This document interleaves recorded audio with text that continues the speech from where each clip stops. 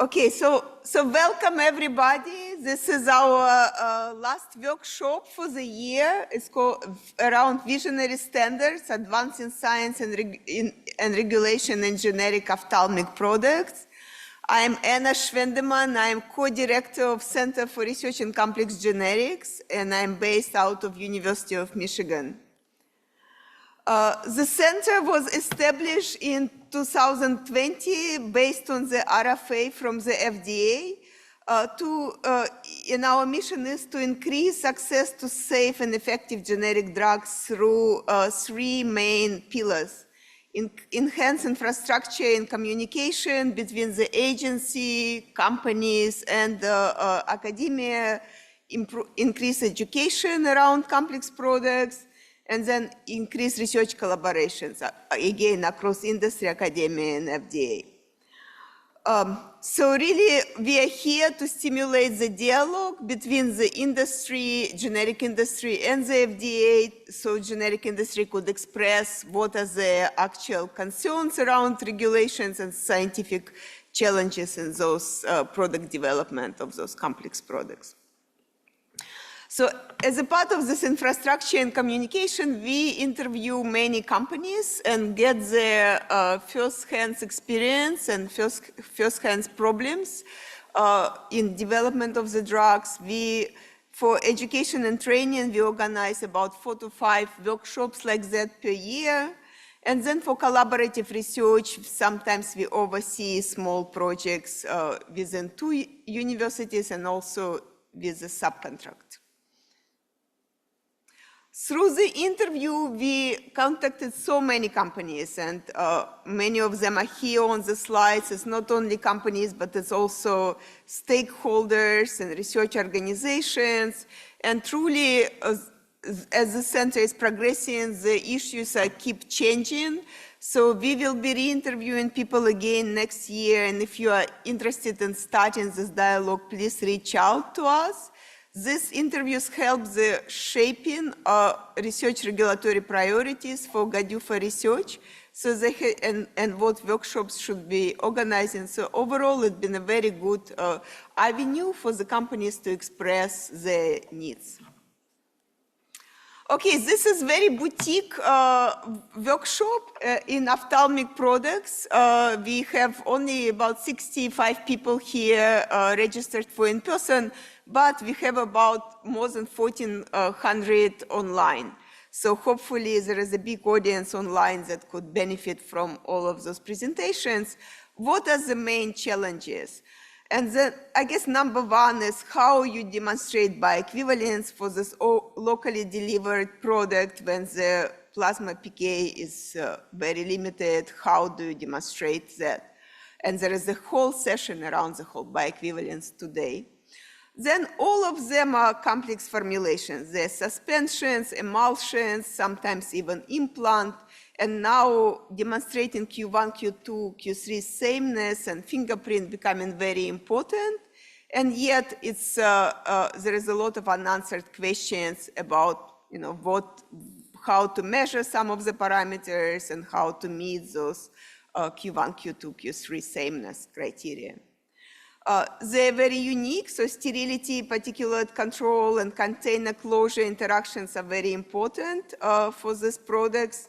And this is also combination products. So drug device dispenser issues, how do you regulate combination products? And I think tomorrow we have a session on that.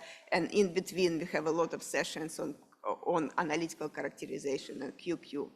Among them, how you validate analytical method, how you develop in vitro drug release testing, and some of the issues that occur during manufacturing scale-up and issues with cost and supply chain hurdles, more industry-related issues.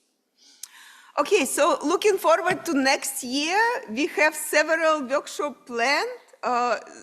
In the spring, we have in May bioequivalence innovation for oral generic products. This is important because now all sorts of insoluble drugs in oncology are going to come in, and how you show bioequivalence for those highly variable products and insoluble products has become very important. In September, very big workshop around GLP-1 generic development. Everybody now, this is the biggest products out there, so regulation of them is becoming very critical. Advancing frameworks around inhalation and nasal drug delivery in October, and then in December, again, also boutique workshop in long-acting injectable generics, but equally important, one of them is here today discussed as well. There are some small projects that we accomplished over the last 5 years, some within the institutions and then some are outside and some are still ongoing. Here are some examples of them. And here is our CRCG. So the center is between University of Maryland, Jim Polly is co-director, and University of Michigan, where I am co-director. We have Visha Krishnan, associate director, who everybody know. Unfortunately, she couldn't be here today. Dana Hamill is here, and Jen Dick is our administrative assistant. Please follow us. I think everybody can follow us on LinkedIn. That's the most important. On the website, we have a sign up for listserv, so then you could hear about all the upcoming conferences. And we post all of those events and presentation on our YouTube channel. But I think connecting through LinkedIn really could help to spread the news and what is going on. We really thank organizers of this conference and planning committee for this workshop. We have Andrew O'Reilly Beringhs, Jan Van, Bin Quinn, Billy Smith, Nathan Reed, Jose Yilmaz and Sam Rainey from the FDA side, and we had 2 industry planning committee members, Paul Hodges from Teva and Manish Sarvi from Orbi Oculus Pharmaceutical Technology. So thank you very much for participating in the planning of this workshop, and then now for your participation. All the questions will be addressed during panel discussions, and all the information will be posted at our our center website within 3 weeks. Now, Markham Luke, the Director of Therapeutic Product Performance in Office of Research and Standard, will deliver opening remarks from the FDA side. Markham received his MD and PhD from Johns Hopkins University, and he is a dermatologist by training, but he knows a lot about all sorts of different products. And then after Markham will speak, we will have Bin Quinn, who was very instrumental in putting together this workshop, and he is a senior staff fellow in drug therapeutic performance as well, and he has PhD in pharmaceutical sciences from University of Missouri, Kansas. So thank you very much and welcome again.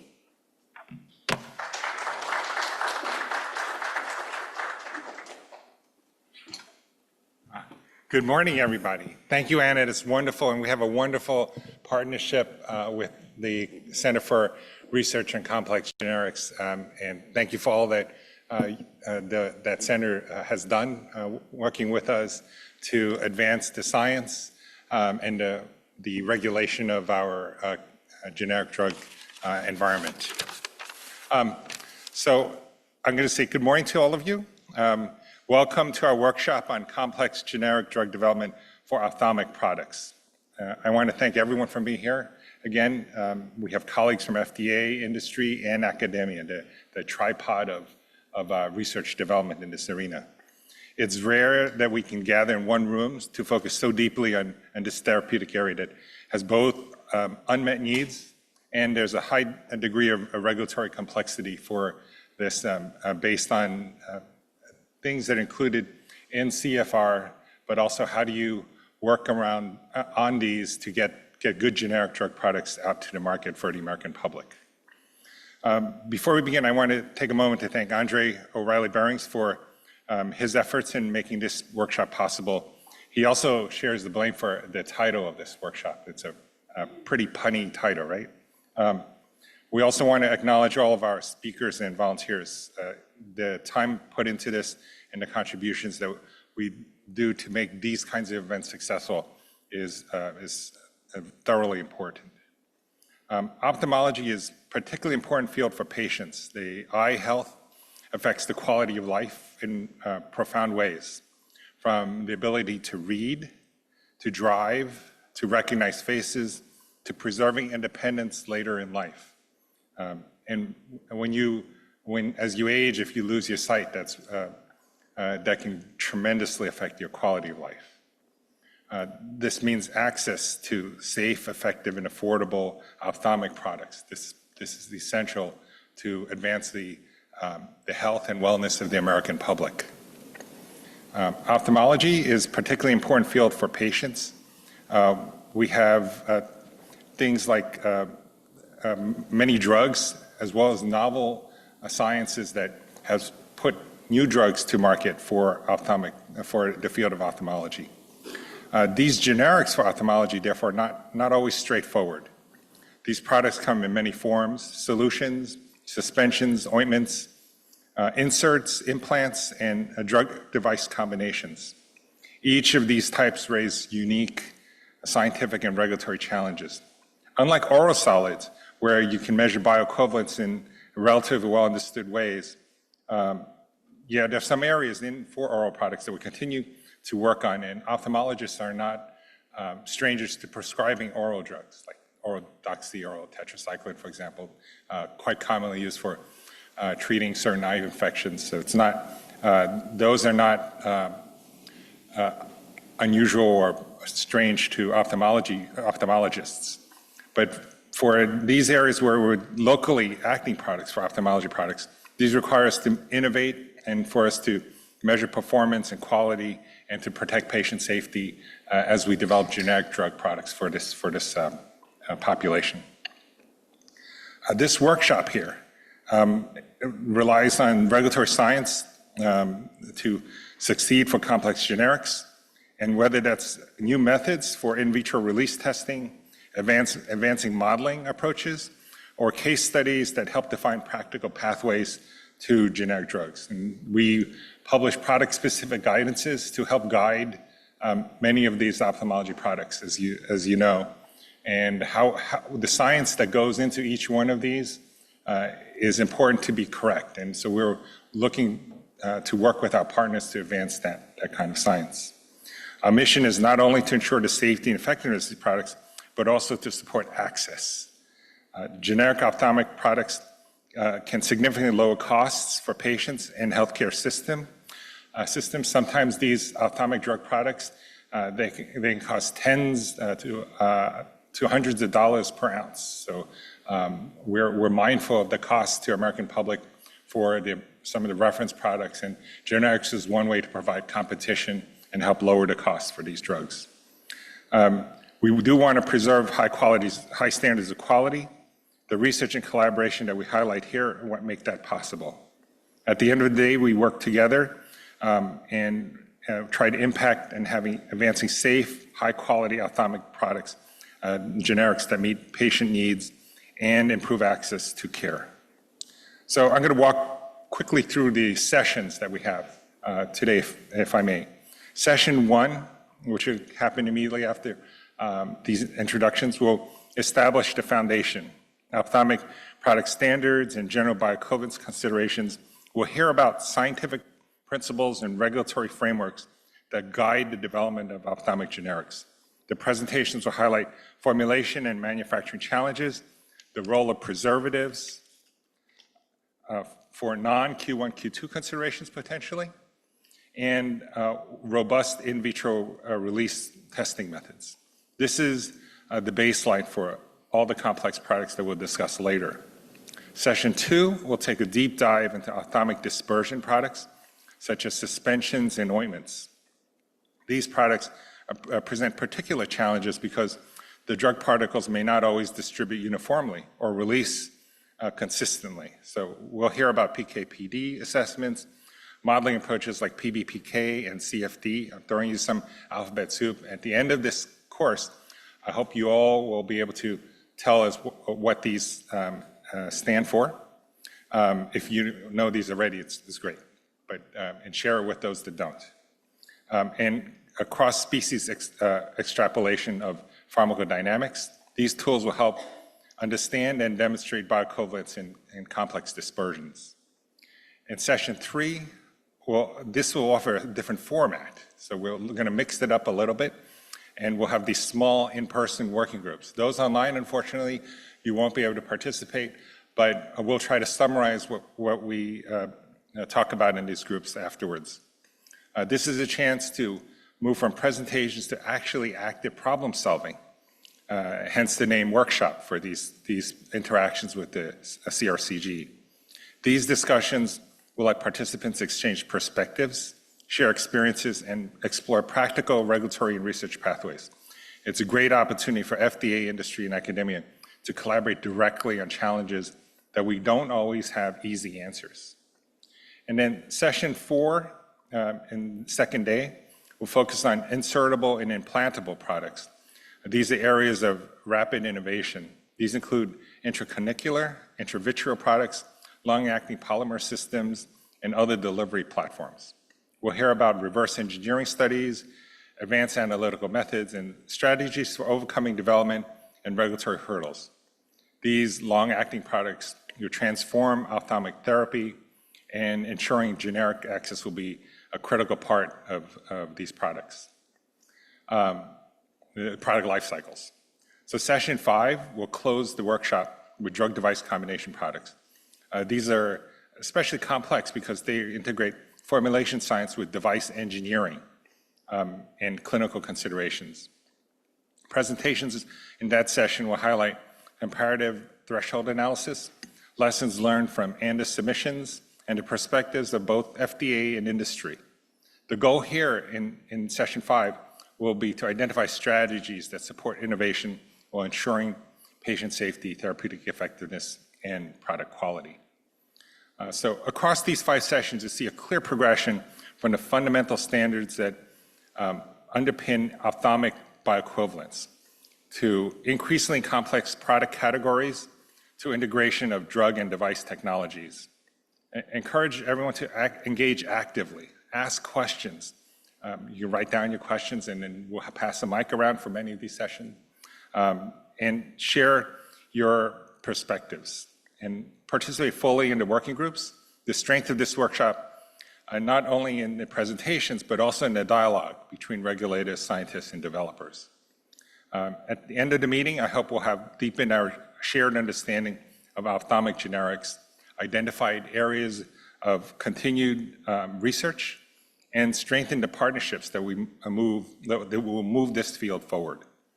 Together, we can ensure that patients benefit from these safe, effective, high-quality ophthalmic generics that are more accessible and also more affordable for the American public. Thank you.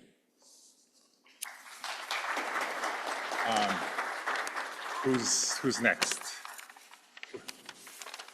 Ben?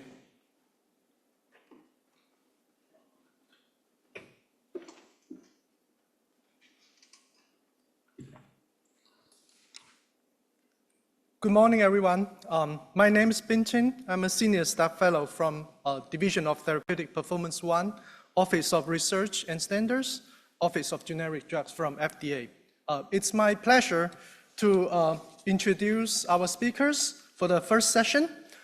In this session, we will focus on ophthalmic product standards and general bioequivalence standards, bioequivalence considerations.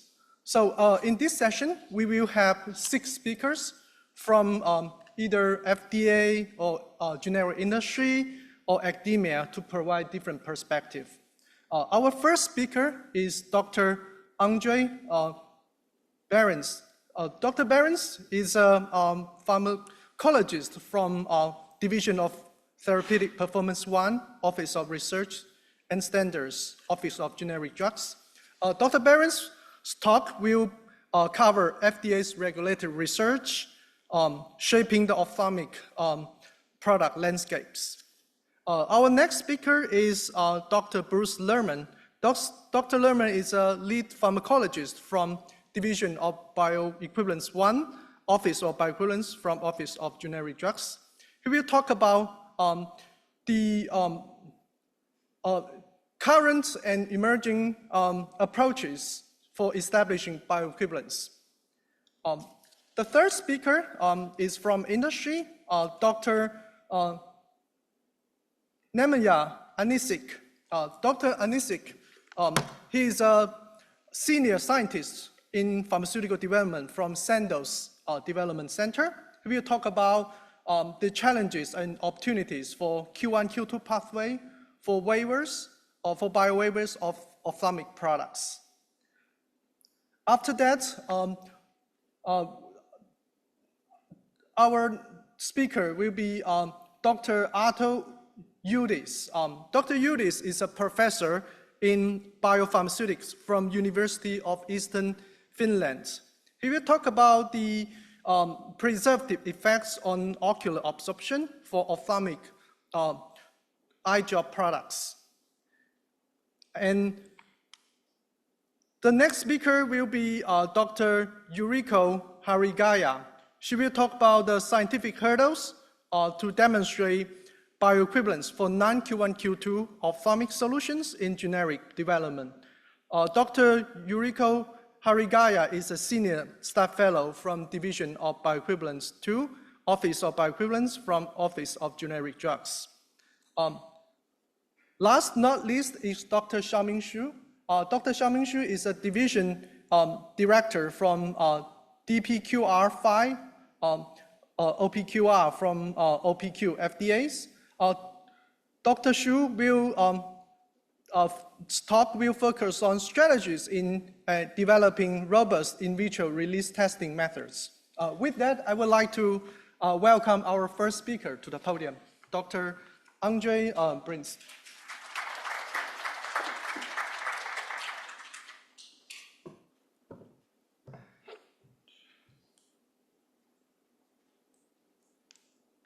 All right. Good morning, everybody. Good afternoon and good evening for those joining us from different time zones. Thank you so much, Dr. Ching, for the very nice introduction. For those that have missed it, my name is Andre. I am a pharmacologist from the Office of Research and Standards at FDA. And today, I will help set the tone for this workshop by providing you with a brief overview of FDA's impact of its research on the landscape of ophthalmology drugs in the United States. Now, of course, I do want to mention that the views and opinions presented here today are my own and should not be considered to represent advice or guidance on behalf of the U.S. Food and Drug Administration. And with that being said, this presentation will be a brief look at FDA's past 10-year efforts to enhance and innovate bioequivalence standards for ophthalmic drug products. So we will start this conversation by briefly talking about the eye as a complex route of administration.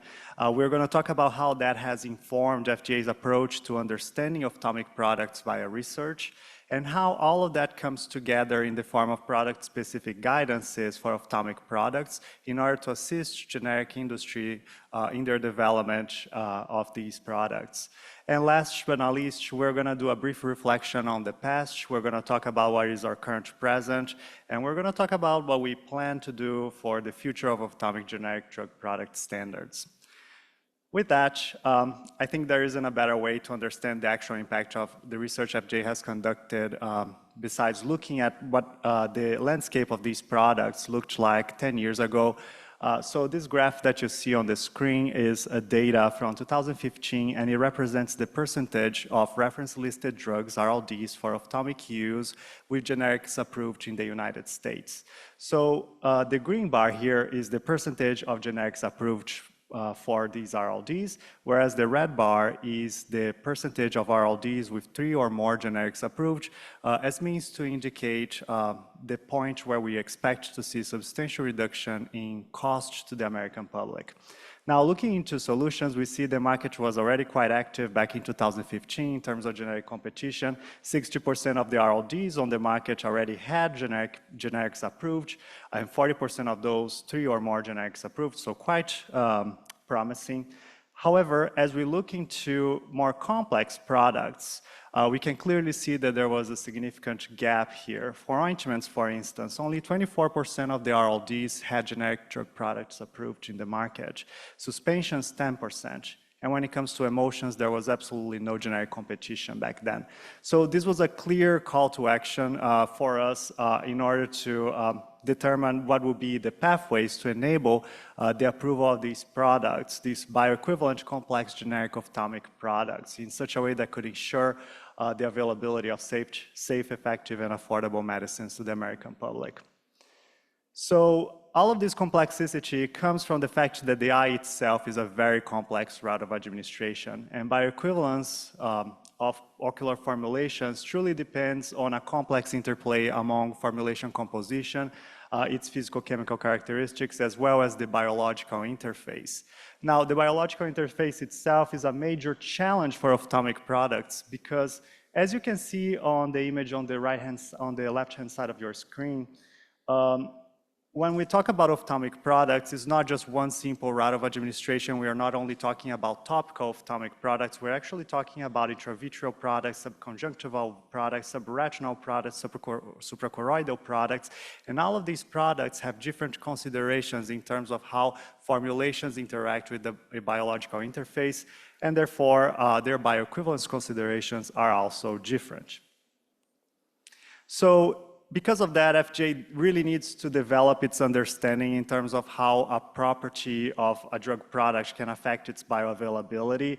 And FDA has been doing that over the past decade for a variety of RLDs.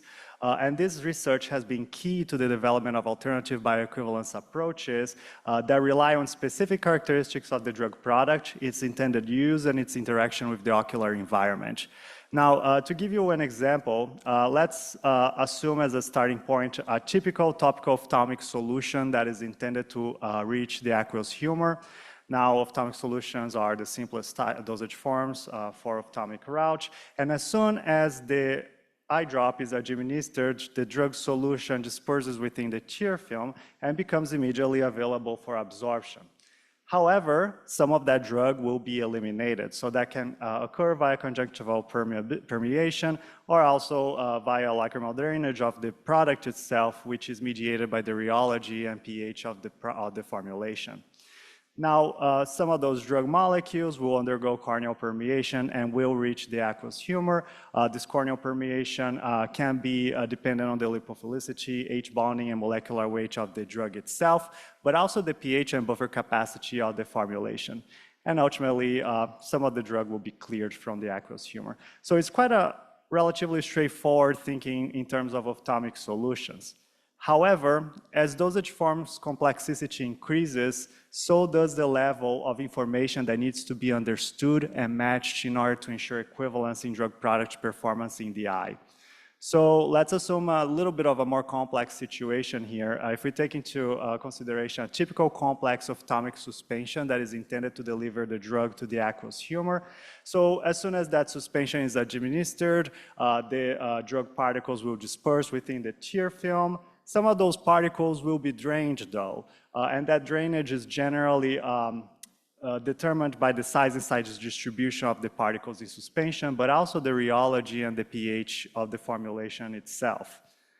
Some of those drug particles will undergo ocular dissolution and will yield the drug in solution in a molecular stage.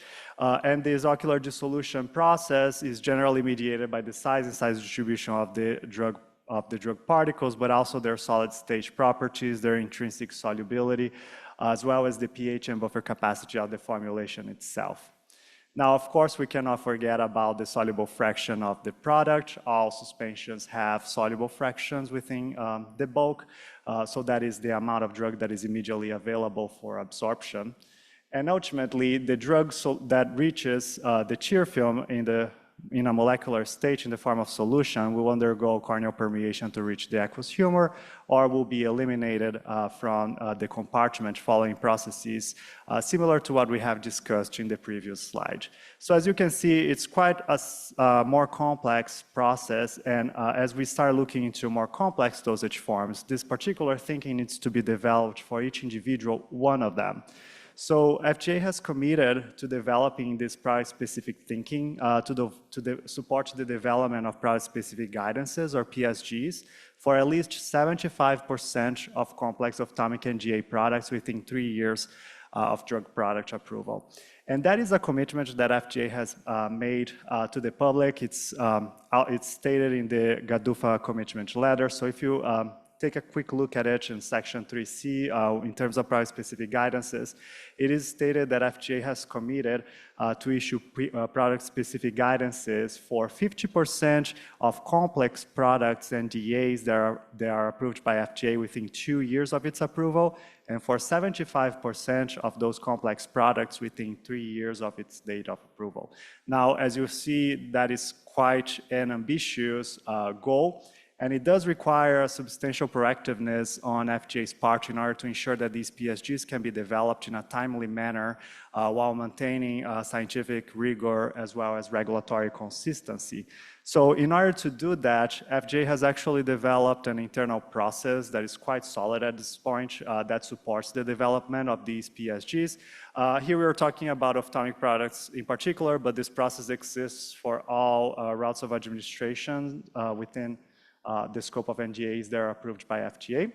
And the process starts the exact moment that the NDA is approved. That triggers a triage phase in which staff from the Office of Generic Drugs as well as the Office of Pharmaceutical Quality get together through a process that we call the subject matter expert triage team process. And this process occurs on a quarterly basis. So these teams get together and discuss all of the scientific and regulatory background pertaining to that NDA and reach a determination on whether a research is needed to support PSG development or not. If a research is needed, then we go into the GDUFA research phase in which FDA executes either internal or external research to support the development of that PSG. And ultimately, all that leads to the PSG development and publication phase in which FDA integrates the data from the internal and external research. We conduct cross-office scientific and legal reviews in order to ensure policy and technical alignment. We draft the PSG internally, and that is circulated through multiple divisions and offices for internal clearances and agreements. And last, the draft PSG is finally announced in the Federal Register and posted on FDA's website for your appreciation.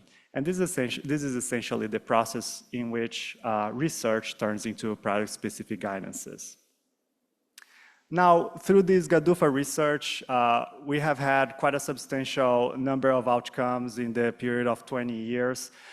We have executed 20 external research initiatives. We have executed 19 internal research initiatives. And all of these projects have led to 53 peer-reviewed publications and 79 oral presentations that outline FDA's evolving thinking in terms of generic drug product standards for the ophthalmic route. However, the most important outcome that I do want to highlight today are ophthalmic PSGs. Now, in terms of ophthalmic PSGs, a major focus of our research program is to support PSGs that recommend in vitro-based approaches in order to facilitate and enhance generic competition on the market. So here I want to outline for your appreciation the PSGs that we have out that recommend in vitro-based approaches, either alone or in combination with in vivo studies. So in terms of solutions, FDA does strive to publish PSGs for all solutions as soon as NDAs are approved or within a reasonable time frame as possible. And all of these PSGs recommend that applicants request waivers of in vivo bioequivalence study requirements, and these should be based on qualitative and quantitative sameness of the formulation, as well as comparable physicochemical characteristics of the finished product. Now, in terms of more complex products, over these past 10 years, FDA has developed PSGs for 14 ophthalmic suspension products, 3 emulsion products, 6 gel products, 8 ointment products, and more recently, hopefully you have had a chance to check that out. We have had 2 PSGs for implants and inserts published in the month of November, the PSG for dexamethasone intravitreal implant, as well as the PSG for travoprost intracameral implant. These are highly complex product-specific guidances that recommend in vitro-only based approaches and are supported through GDUFA research. Now, I do want to walk you through what a typical PSG for an ophthalmic product looks like, so you are aware of what to look for as you are navigating these PSGs. So here as an example, I have a draft guidance for loteprednol etabonate ophthalmic suspension, quite a popular product. And the first thing that you should watch out for are the options that are available in the PSG. For this particular one, we have two options. The first one is 2 in vitro bioequivalence studies with supportive comparative characterization studies. So this is essentially a totality of evidence in vitro only approach. And the second option that we recommend is 1 in vivo bioequivalence study with pharmacokinetic endpoints. Now, let's assume you as a drug developer wants to follow option 1, the in vitro only approach. So the first thing to watch out for here is what is the formulation eligibility considerations in order to follow this option. Generally speaking, in vitro only totality of evidence approaches are recommended for Q1, Q2 formulations. Now, the next aspect to watch out for in these PSGs is what are the pivotal studies that are recommended. So in the case of this particular one, we have 2 recommendations. We recommend that applicants conduct a comparative drug particle size and size distribution as one of the pivotal studies.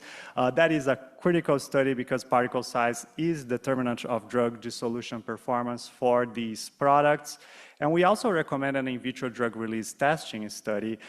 This is a performance testing for ophthalmic suspensions, and it should employ a methodology that is discriminative to factors that could affect in vivo performance of the drug product. In the case of, for instance, an ophthalmic suspension, we will likely be talking about factors such as particle size distribution and the rheology of the formulation. Now, this PSG also recommends comparative characterization studies, which are supportive studies in the scope of this PSG. And the goal of these studies is to ensure that the physicochemical fingerprinting of the test product matches the physicochemical fingerprinting of the reference product.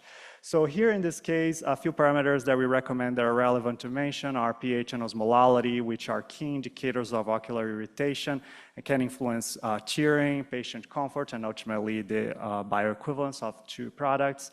Surface tension, we recommend that as means to assess formulation stabilizers and potential variations in there. Viscosity and rheology has a correlation to residence time of ocular formulations on the surface of the eye. One particular aspect here is that we do recommend that rheology be evaluated over a range of shear rates in order to be more representative of what we expect to happen in the eye upon blinking. And of course, we also recommend that applicants characterize the soluble fraction of the product. Since this is a suspension, some of those drug particles will already be in solution in the bulk. So that's another parameter that needs to be characterized. Now, for this particular PSG, we also recommend an alternative in vivo only bioequivalence study option. This is an option that can be followed for formulations that are non-Q1, Q2 in terms of exception excipients as outlined under 21 CFR 314-94A94. But it could also be followed by formulations that are Q1, Q2 the same to the RLD based on the generic drug developer's choice. One aspect that I want to mention here that is a side note is that generally speaking, FDA has recommended that for any Q1, Q2 deviation to the RLD, including in exception excipients and in vivo study would be needed to support that ANDA application. I want to mention that although that is a general rule that FDA has abided by, we do consider scientifically justified exceptions to that. So if you're working on a product that is not Q1, Q2 the same to the RLD, but you believe that an in vitro approach should still be suitable for that particular product, we recommend that you reach out to FDA through the pre-ANDA process so you can try and discuss that and reach concurrence to the process. Now, going back to the PSG, the last aspect that I want to mention in terms of additional information, ophthalmic PSGs also include a note on drug-device combination products. This is a language that identifies what is the device constituent part of this particular product, as well as providing recommendations on user interface assessments. And last but not least, we also have a note on quality assessment on these PSGs that directs prospective applicants to FDA's guidance for industry on quality considerations for topical ophthalmic drug products, which among other quality issues, outlines recommendations pertaining to drop size and dose homogeneity for ophthalmic drug products. Now with that, I want to take us back to the first slide that I had presented, which was the landscape of ophthalmology drugs in the United States back in 2015. So as we discussed, in terms of complex ophthalmic products, there was a major gap there in terms of generic competition. Now, if we look at the reality today in 2024, this data is from back in January of this year. The green bars here represent the percentage of reference-listed drug products with ANDAs approved. The red bars, the percentage of those RLDs with 3 or more ANDAs approved. And the blue bars, more importantly, are the percentage of RLDs with PSGs published and ANDAs approved. So the point that I want to make here is that we not only see quite a substantial increase in the percentage of generic competition for all of these categories, ointments, suspensions, and emulsions, but we see a direct correlation between the publication of these ophthalmic PSGs and an increase in generic competition in the market. So for instance, for ointments, we see that 50% of those RLDs that we have issued PSGs, they currently have generic competition on the market. In terms of suspensions, that number jumps to 79% of those RLDs. And in terms of emulsions, that number is at 75% of those RLDs. So this correlation indicates to us that there is a direct, that industry directly leverages these PSG recommendations. And they do lead to greater availability of generics for RLDs with published PSGs. Now, here you can clearly see there is another gap, right? So that is a gap that did not exist back in 2015. But as delivery technologies have evolved, we now have quite a substantial number of implantables and insertable products on the market that are intended to treat ophthalmic diseases. And that is another gap that we currently have. And you will hear a lot about that tomorrow during the session on implantable and insertable products. Now, with that being said, where do we see the future of ophthalmic generic drugs? In terms of research, we still need to conduct more regulatory research and develop advanced analytical tools, including model-based tools that could allow us to drive the development of more relevant clinical panel of in vitro tests and acceptance criteria. We do acknowledge that a lot of the in vitro approaches that we recommend are relatively strict. So we do want to move forward to more clinically informed in vitro bioequivalence approaches for ophthalmic products when possible. We also want to continue advancing regulatory science to support bioequivalence expectations for novel classes of complex ophthalmic dosage forms. Here, more particularly, talking about implants and inserts with the goal of ultimately facilitating the development of product-specific guidances for these products. And last but not least, we are working on the expansion of currently established in vitro bioequivalence approaches to higher risk ophthalmic drug product categories, including intraocular pressure reducing drug products. So in terms of that, for folks from industry that are currently working in the category, I recommend that you be on the lookout for upcoming product-specific guidances at FDA's website. And with that being said, I just wanted to very briefly acknowledge essentially all folks that have been involved with research and ophthalmic product development for FDA. So that includes FDA colleagues, fellows, as well as collaborators both within and outside the agency. There has been a lot of work that has been done over these past 10 years by many, many people to contribute to advance the standards of ophthalmic products in service of the American people, and you will hear from many of them during this workshop. So I hope you all enjoy. Thank you.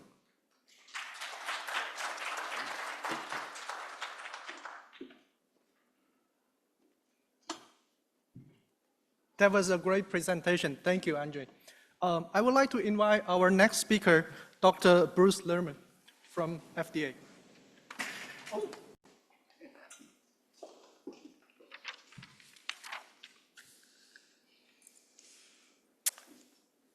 So good morning.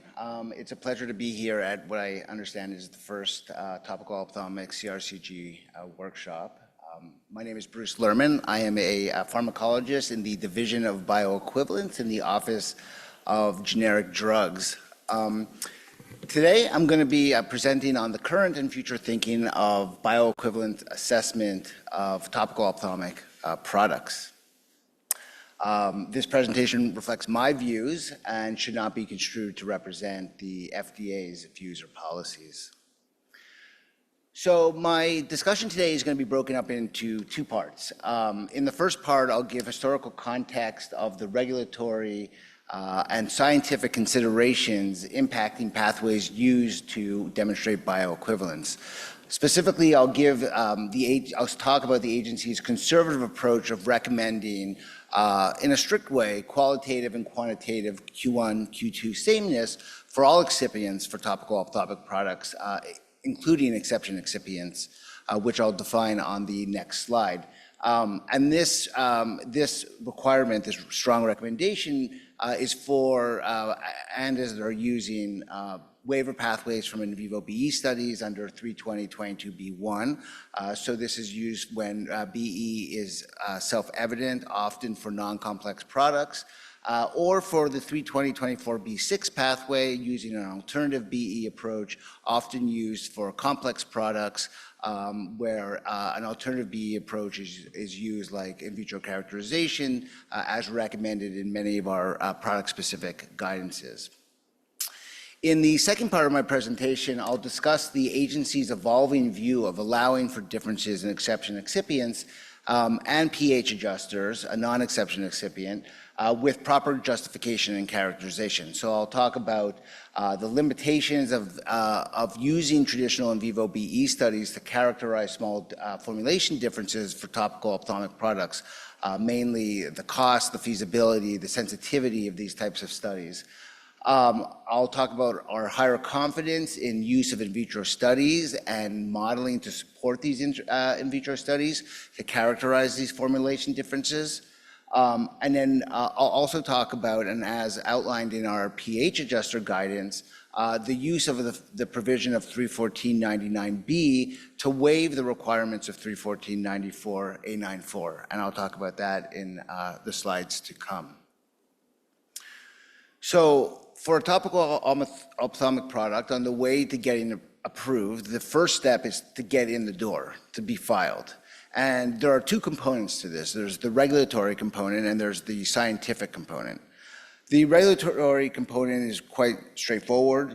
Per 314.94a94, an ophthalmic product should be exactly Q1, Q2 to the RLD product, to the reference listed drug product, not the reference standard that's listed in the Orange Book, but the RLD that is listed in the Orange Book.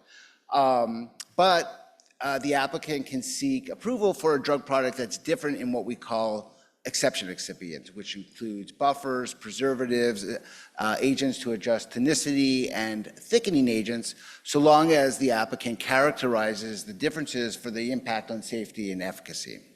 So that is straightforward. The product should be Q1, Q2 to the RLD, except for allowable differences in exception excipients. The second component is a scientific consideration. The agency considers topical ophthalmic products to be individual pharmaceutical systems, so they're unique in their own right. And it's thought that the inactive ingredients of topical ophthalmic products each have a crucial role in drug performance. So the agency takes a more conservative view for topical ophthalmic products during the filing stage, at least under the traditional paradigm, that if the product is not Q1, Q2 the same for exception and non-exception excipients, then we would traditionally require a in vivo BE study to characterize or to demonstrate bioequivalence. So here, to drive that point home, I show some data from a series of papers conducted in a rabbit model where pilocarpine solution drops were differentially formulated for different concentrations of sodium citrate, a buffer, an exception excipient, or equimolar concentrations of different buffers, also exception excipients. And what's obvious is that the differentially formulated formulations have quite a stark impact on pilocarpine performance as measured by pupillary constriction. So it's because of this that the agency traditionally has taken a very conservative approach in only using in vivo BE studies to characterize formulation differences in allowable formulation differences. So for the next two slides, I just want to go over sort of the pathways that an applicant can use to demonstrate bioequivalence under this traditional paradigm, this more conservative paradigm. For non-complex products, which include solutions, and these are thermodynamically stable, so the product properties are independent of the manufacturing process. In this case, if the product is Q1, Q2, then bioequivalence is considered to be self-evident. So for a non-complex product, if the product is exactly Q1, Q2, the RLD, for exception excipients and non-exception excipients, then a 32022B1 waiver pathway is available, or a 32024B6 alternative BE approach is available. If the product is Q1, Q2 to the RLD, but not for an exception excipient, then under the traditional paradigm, the agency has requested upon filing that an in vivo BE study be submitted to demonstrate bioequivalence. If the product is not Q1, Q2 for a non-exception excipient, say like a pH adjuster, even if accompanied by an in vivo BE study, traditionally the agency has refused to receive that application for filing because it does not meet the criteria of 31494A94. For complex dosage forms, which include emulsions, suspensions, gels, and ointments, for these products, because the formulation is complex, even if the product is Q1, Q2 the same, a different manufacturing process may result in differing bioavailability. So bioequivalence of complex dosage forms is not evident based on Q1, Q2 sameness alone. So for a complex dosage form, if the product is exactly Q1, Q2 the same to the RLD for exception and non-exception excipients, BE studies are still recommended. However, an alternative BE approach may be perfectly acceptable. Often our product-specific guidances recommend this through the 32024B6 pathway.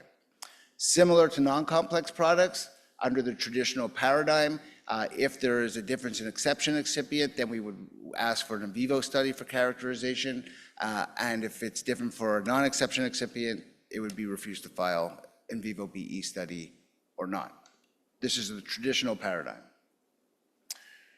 So the most common in vivo BE studies that are recommended and that we see are comparative clinical endpoint studies and PK endpoint studies using aqueous humor sampling.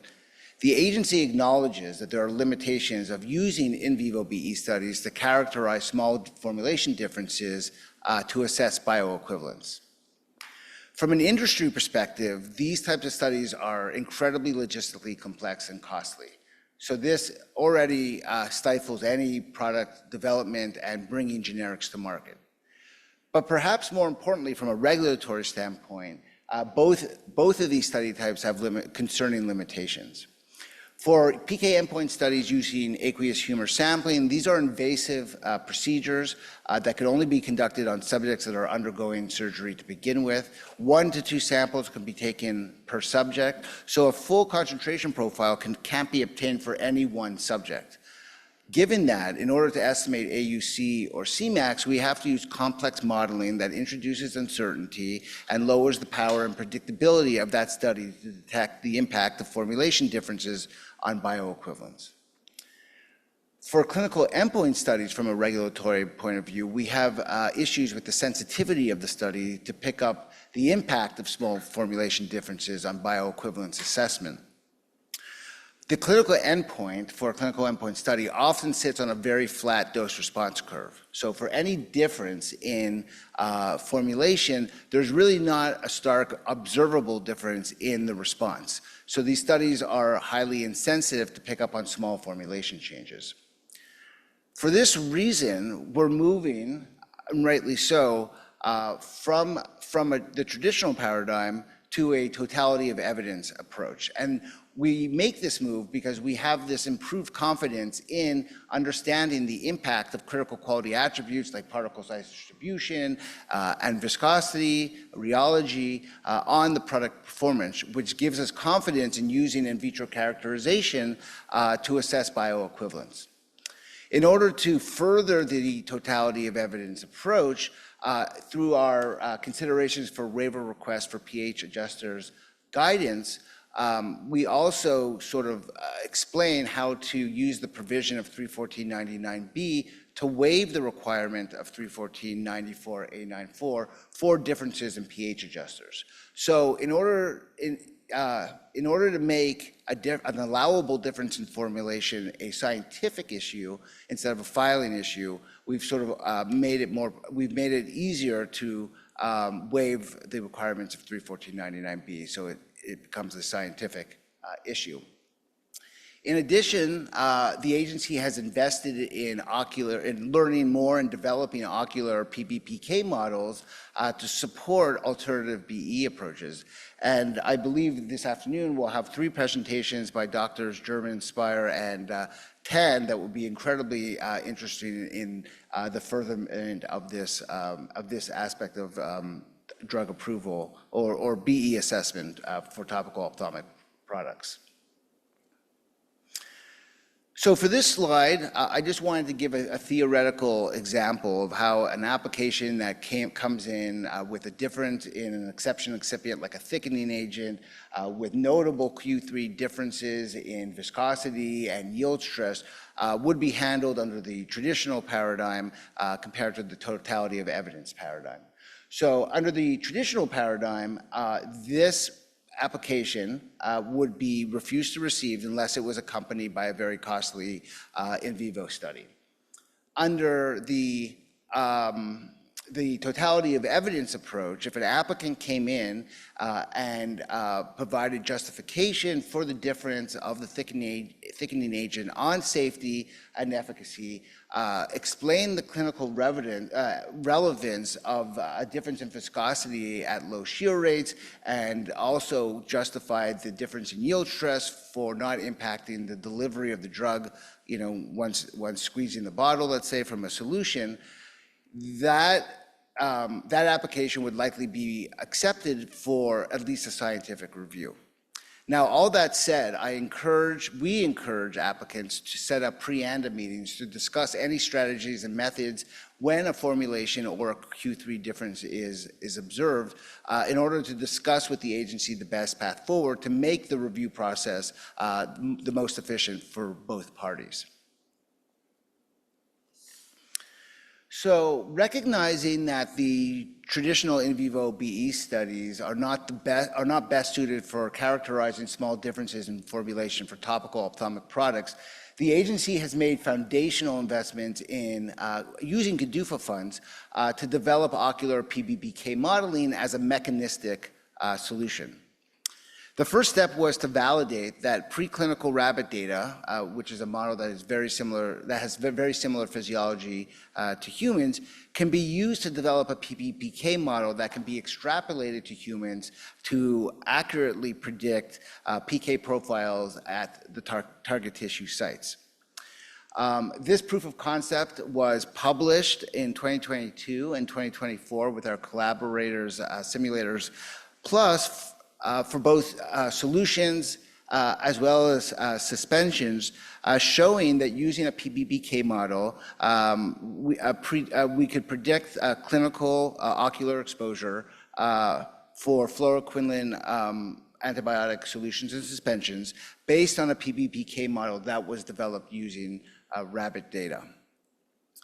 The next strategic step is to expand the predictive capability of using these models to handle a wider array of complex generic dosage forms.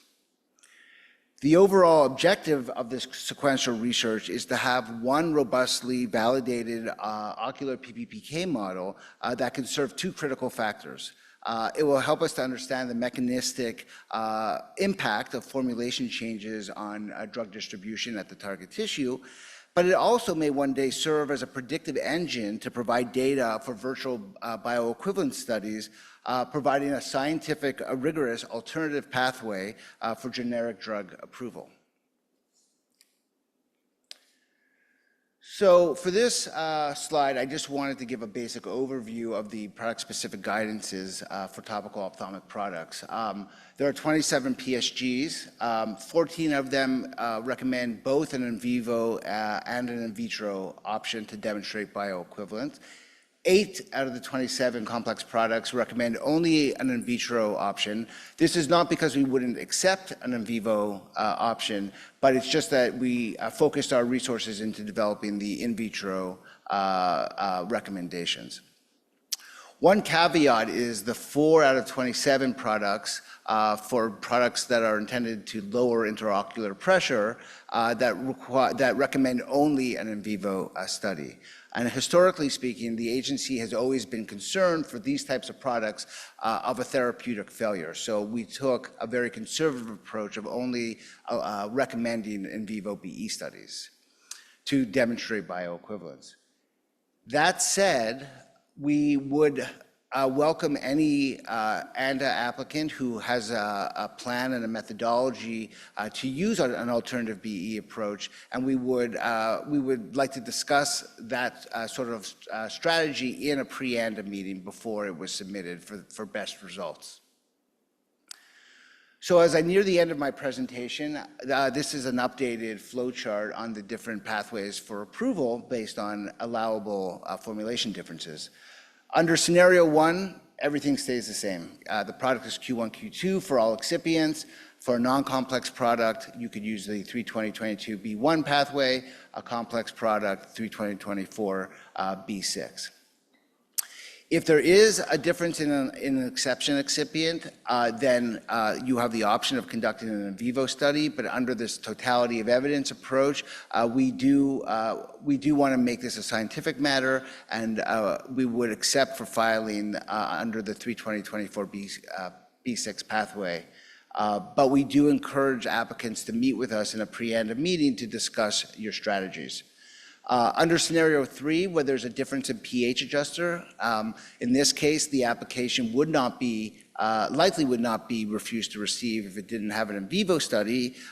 We would recommend, as it states in the guidance, to use the 314.99B provision to waive the requirements of 314.94, and we would expect that the difference in pH adjuster be characterized and justified for any impact on safety and efficacy. But again, we strongly encourage you to have a pre-ANDA meeting with us to discuss this difference in formulation and your strategy to demonstrate bioequivalence. So in summary, the FDA considers the ophthalmic products to be individual pharmaceutical systems, and we recognize that individual inactive ingredients can play a crucial role in the performance of these drugs.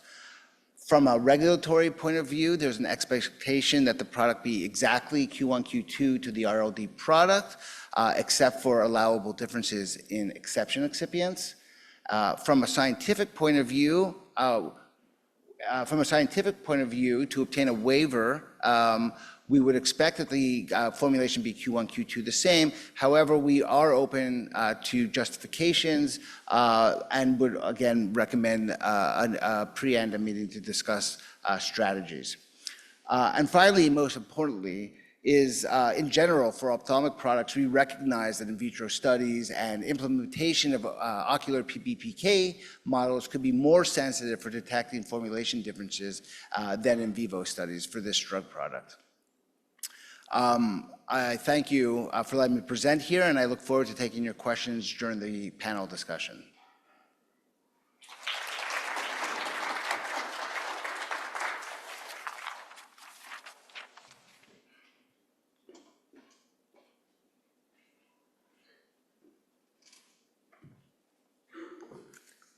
Thank you for the great presentation, Bruce.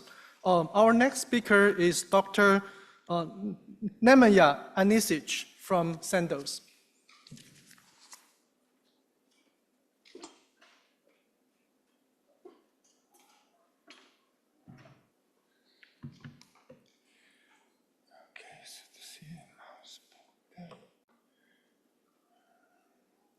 Okay, so good afternoon, good morning from my side. I am glad for the chance on behalf of Sandoz Development Center to present case studies that outline both the challenges and opportunities of Q1, Q2 pathway for obtaining bio-waiver in ophthalmic product development. So in today's presentation, after this introduction, focus will be on early phase of product development, starting with reverse engineering of RLD formulations. Then I will follow with some insights into complexities that arise due to presence of polymers in ophthalmic formulations. Later on, challenges related to setting of RAB specification limits will be discussed, followed by summary and opportunities. So, as applicability of Q1 and Q2 bio-waiver and these opportunities to collaborate with FDA during the product development were covered by previous speakers, I will jump directly to the challenges that we are, let's say, facing in the development of ophthalmic generic products. First of them are the limited pathways for interaction with the FDA for non-complex ophthalmic products, because per our understanding, pre-ANDA meetings are not available for such products. Also, RLD composition is undisclosed, which means that we need to perform actual reverse engineering studies.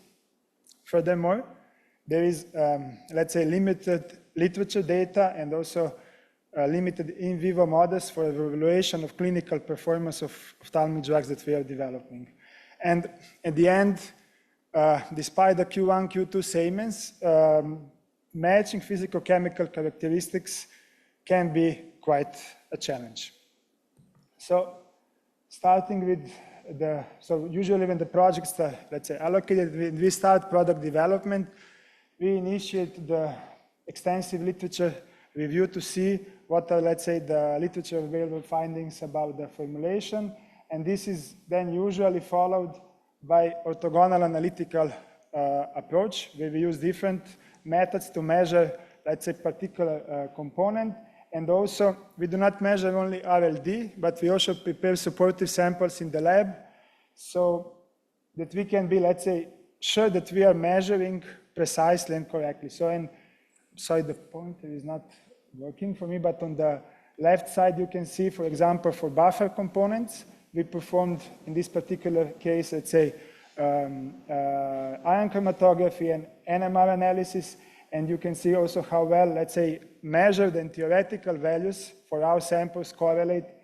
So this confirms that, let's say, our methods are precise.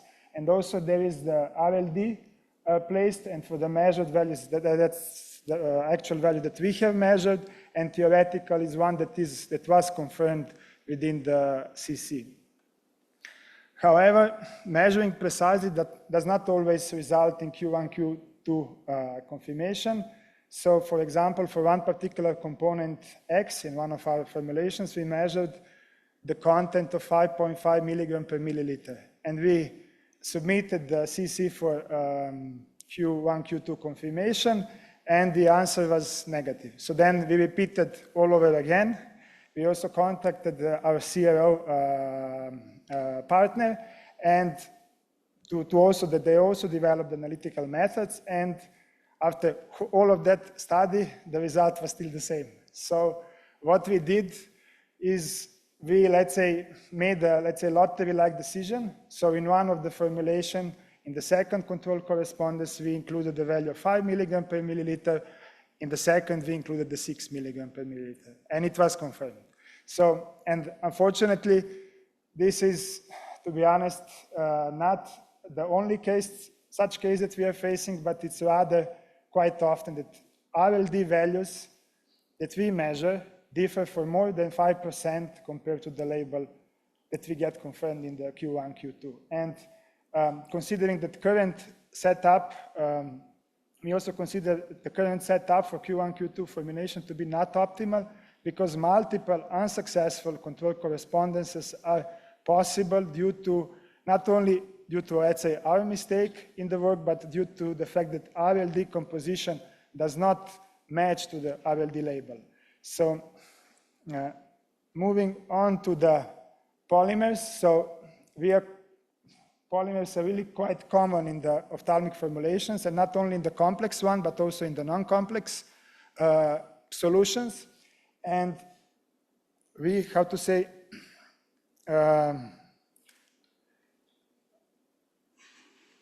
sorry.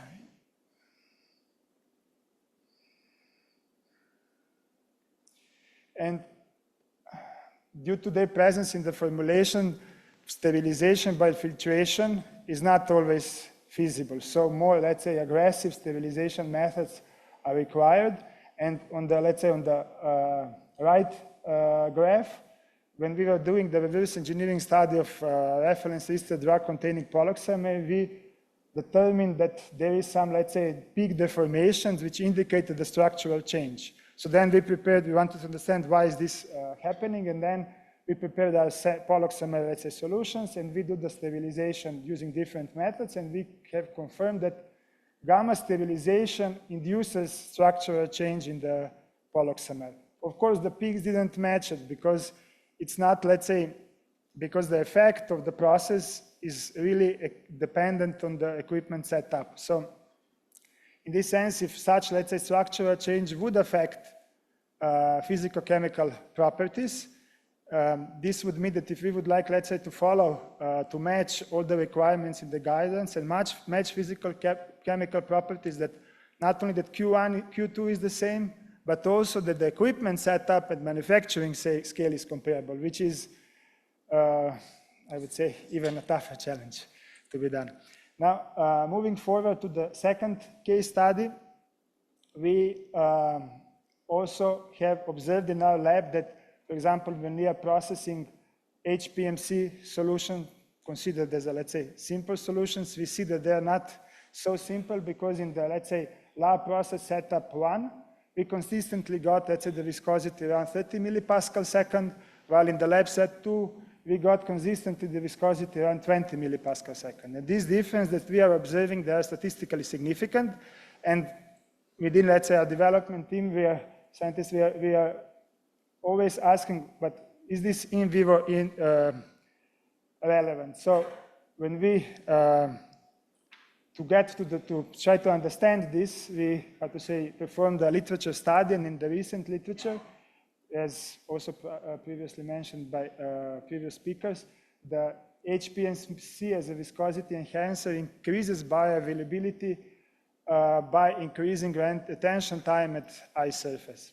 And however, the actual study that shows this was performed in 1986, where they measured the percent of retained radiolabeled solution on the surface of the eye as a function of time for both humans and rabbits. So these are the data from the study, and they do that for solutions with different HPMC concentration and consequently different viscosity. So we have to say, preliminarily simulated this data, which you can see below in the right corner, for the values of the viscosity of 20 millipascal second and 30 millipascal seconds, and compare that to this curve percentage of retained radiolabeled solution as a function of time for saline solution, and the sample having viscosity of 102 millipascal second. And we also calculated the area under the curve. And if you can, sorry, my mouse is not working, but on the very left, in the left bottom, we provided the relative AUC values compared to the saline solution. And considering these results, we concluded that such difference, it appears that it's not, let's say, practically significant. Although 20 and 30, there is a 50% difference in the value. Now, further challenge, let's say, with the polymers is, let's say, this setting then the specification limits, because as you see, it's quite, the result is depending on the experimental setup. And on the other hand, that's one of the challenges. The another is that we could not, let's say, catch during the development the whole variability of RLD, because we are sourcing let's say, the RLDs within 1 year. And if they use the same bag of polymer and they store it perfectly properly, the result will be always the same. So On the other hand, sometimes it's really hard for us to get RLD lots, even though we, how to say, use the CREATES Act enabled by FDA. So we try our best really to establish robust specification limits that would enable, let's say, the efficient filing procedure, but also to enable longevity of the project in the commercial phase. So, and here, first case study, let's say, shows one situation, and we had limited RLD variability, but we analyzed 10 RLD lots, and considering performing this, let's say, statistical analysis of the results, we got the result, the limits that are, let's say, 38 to 46 millipascal second. It sounds a lot, but under the same process, we get these limits when we vary the concentration of polymer by just 3%. So fortunately, we were really forced then to set limits based on literature data, and there is quite high risk that this would not be accepted by FDA during the filing procedure. Furthermore, another example is when we have the RLD variability, but the number of lots is low, then the statistical methods to establish RLD variability are not optimal. So what we have done is the simulation of the future RLD lots using, let's say, established statistical methods to get specification limits, let's say, in the range 30 to 60. And again, we are aware that such approach is could not be accepted by the FDA in the filing procedure. However, we are still, let's say, willing to take certain amount of risk, to push the projects forward. We also can hope that with the time, with the new lots, the variability will increase, so that we can source the additional lots. But anyhow, even though these products, some of the products containing polymers are not, let's say, considered as complex formulations, we would highly appreciate the ability to have pre-ANDA meetings to discuss justification for the proposed specification limits, as well as to align about potentially required in vivo relevant tests. So that would be really of great help for us. Now, moving forward for the last, let's say, case study, which I believe is also good case for the opportunity, future opportunities. So we are well aware, and we accept that any change outside of the ±5% in the composition would trigger in vivo clinical study. However, our clinical team found for that there was one NDA application 213581, which was accepted, where preservative was excluded compared to the original NDA application, but this one particular was approved without the clinical study. So when we are facing our, let's say, ophthalmic case study, where we had two tonicity agent A and tonicity agent B, we decided, let's say, to exclude tonicity agent B and increase the content of tonicity agent A by 10%, which is outside the ±5%. But because some of the tonicity agents, some buffering agents are ionic components, when we look at the composition of ionic form, none of the ions exceeded, the content of neither of the ions in the formulation exceeded the label of RLD for more than 5%, except for the, let's say, the tonicity agent B, which was excluded. And we prepared comprehensive literature review to support comparable safety and efficacy, and we submitted the bioequivalence control correspondence. And we, considering the case for the NDA application, we hoped that this could be, let's say, considered as a special case, so that we could, let's say, make some progress here. But unfortunately, answer was, to be honest, as we expected. So we, in the case, if we would use such formulation, we would need to have in vivo bioequivalent studies. So, but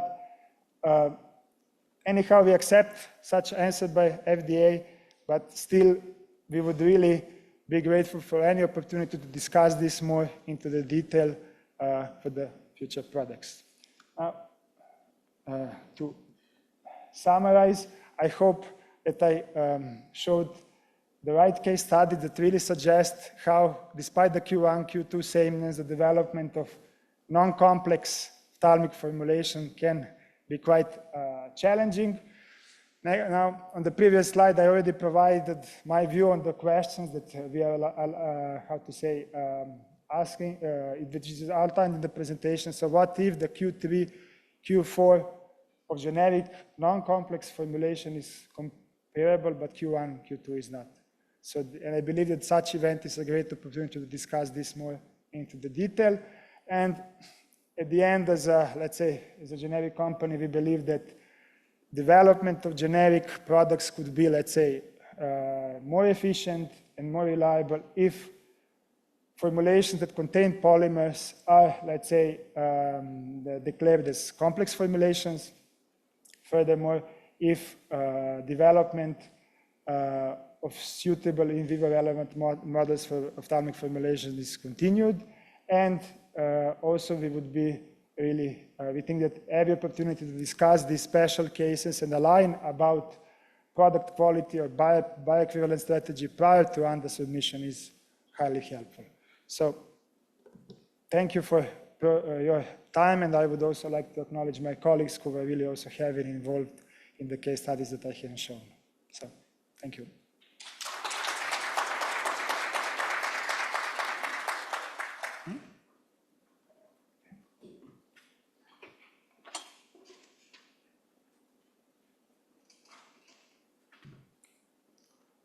Thank you for the great presentation, Dr. Aničić. Our next speaker is Dr. Arto from University of Eastern Finland. Oh, yes, this is the two other ones, the slides. Okay, thank you for the invitation and opportunity to give this presentation about our work on preservative effects on ocular absorption. So, as you can see, I'm presenting here first summary about our research activity. So we have a multidisciplinary and preclinical ophthalmology group at University of Eastern Finland. We have about 25 persons, mostly with the doctoral level and wide expertise about medicinal chemistry, pharmaceutics, molecular and cell biology, as well as PK/PD. Including also some modeling, but in that case we also collaborate with expert groups like CFD. More specifically related to this topic, we can manufacture and characterize different topical formulations, carry out permeability studies with isolated tissues and cells, and then PK/PD studies in a well-equipped ocular pharmacology lab with mice, rats, or rabbits. That can lead to top-down approaches and determination of PK parameters. Also, we carry out bottom-up approaches from in vitro studies up to in vivo. So, ocular drug absorption is taking place mainly by corneal absorption and conjunctival absorption. So, corneal absorption is leading the drug to the aqueous humor, while conjunctival absorption leads to scleral permeation and iris ciliary body disposition. So the knowledge gaps in the case of preservatives are evident. So what is the impact of preservatives on drug absorption and bioequivalence? Are there differences between various preservatives? Are different drugs affected differently by the preservative action, whether it's more on hydrophilic drugs or lipophilic drugs, for example.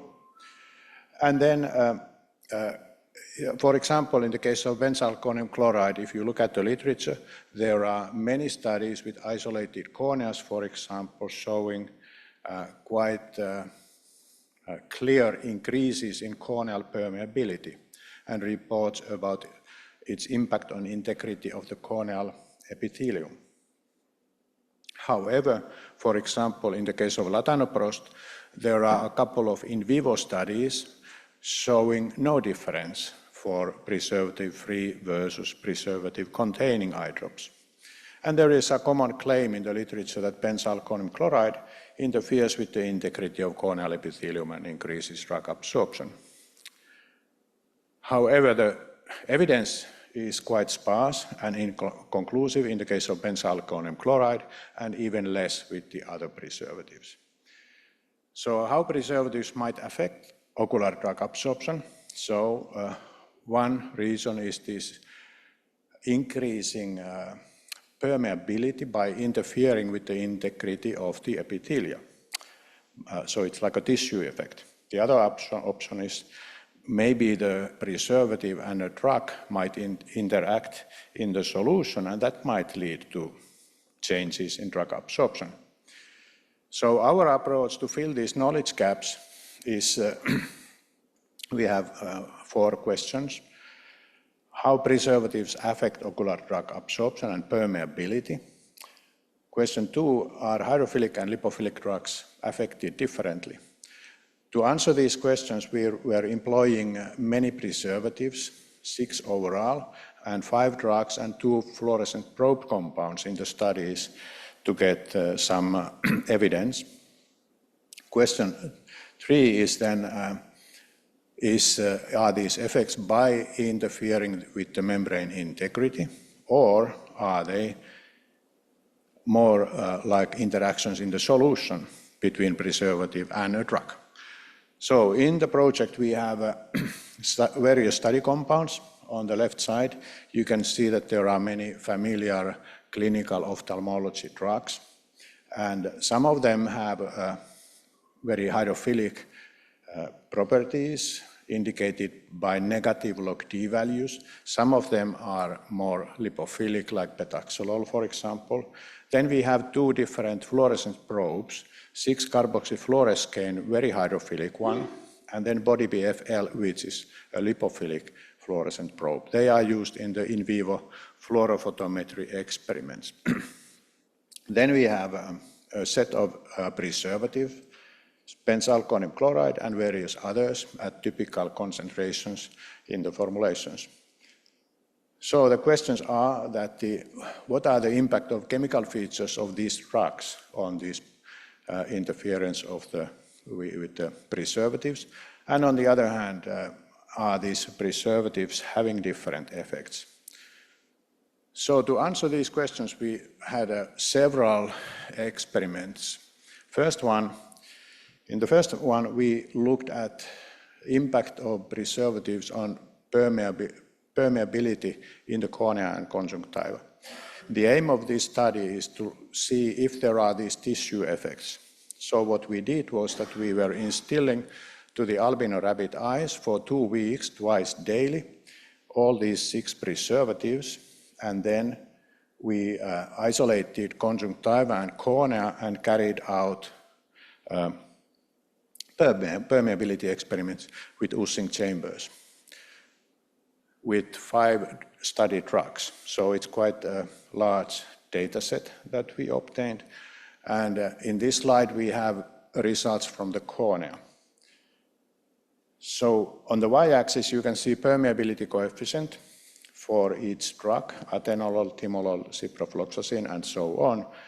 And in that green box, you can see the preservatives. We have a control, which was BSS plus solution, and then we have 6 different preservatives. In each graph, the red line shows the levels of the control. So the rabbits were given only BSS plus, and the drugs have that kind of permeabilities. Then we have these 6 preservatives, and we did not see statistically significant differences. So for any drug preservative combination. In the case of conjunctiva, we have a similar graph here. The permeability in the conjunctiva is higher than in the cornea. Again, if you compare the red lines to these preservative exposure results, we are not seeing significant differences. Interestingly, if you look at benzalkonium chloride here, there is a declining tendency compared to the control, not increasing permeability. Anyway, this difference was not significant. So the next study was then in vivo absorption study. We did first that with these fluorescence probes. We could utilize in vivo fluorophotometry. And we gave 6-carboxyfluoroscane and body-BFL, hydrophilic and lipophilic fluorescence probes to the rabbit eyes, 8 eyes overall, and then exposed these same eyes to twice daily eye drops for 2 weeks using 3 different preservatives: benzalkonium chloride, benzyl alcohol, and boric acid. Then after this exposure, we gave these fluorescence probes again in eye drop, but without preservative, to see whether there was a tissue effect. This in vivo fluorophotometry is quite nice method because you can measure non-invasively the concentrations over time in aqueous humor and in the cornea without killing the rabbits for every time point. And then you can get data that is shown in the upper left corner, that kind of a concentration graphs.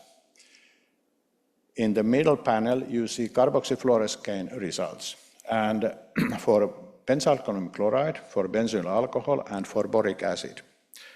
And we have there the blue histograms show the Cmax values, and then these brown ones show AUC values. Both are for cornea and aqueous humor. We are not seeing statistically significant differences in the case of 6-carboxyfluoroscane. So this preservative exposure did not increase the absorption of this fluorescence probe. You can see some percentage differences there indicated in those graphs, but they are not statistically significant. And in many cases, you can see, for example, for benzalkonium chloride, the trend is downwards, not upwards, with preservative exposure. For body-BFL, the results are on the right panel, and there are, in some cases, statistically significant differences. For example, benzyl alcohol. But anyway, these differences are relatively minor. And again, in many cases, preservative is causing rather declining absorption than increasing. So then, next in vivo experiment, we used atenolol, timolol, and petaxolol. So we had a control case without any preservative interference, and then again 2 weeks, twice daily instillation of benzalkonium chloride only in this case. And then after that exposure, we did an absorption study with these 3 beta blockers. And again, we did not have preservative in that eye drop. We have not carried out statistical analysis of these data yet, but you can see the graphs, and you can see the table for AUC and Cmax values. But definitely we can tell already now that we don't see any evidence for increased ocular absorption. If there is any change, that would be decreasing.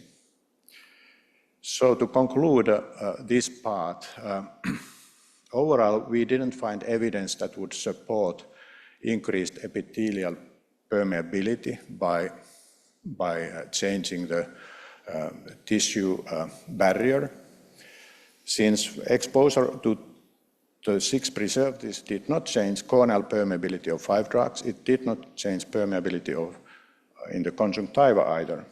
And exposure to the selected 3 preservatives and in vivo fluorophotometry, no change for 6-carboxyfluoroscane absorption, small decrease in the absorption of body-BFL, statistically significant but relatively minor. And benzalkonium chloride did not increase absorption of those 3 beta blockers. So then we did a 4th experiment. We took 6-carboxyfluoroscane And we had 8 eyes in the rabbits where we gave 6-carboxyfluoroscane without preservative. And then after a washout period, similar experiment, having preservative in the same eye drop with 6-carboxyfluoroscane. We performed in vivo fluorophotometry, and we could have this kind of a paired comparison. Now we see clear increase for benzalkonium chloride exposure. Cmax and AUC values are increased clearly, and then we might wonder what's going on here. If you look at the structure of benzalkonium chloride, it's like a surfactant type molecule.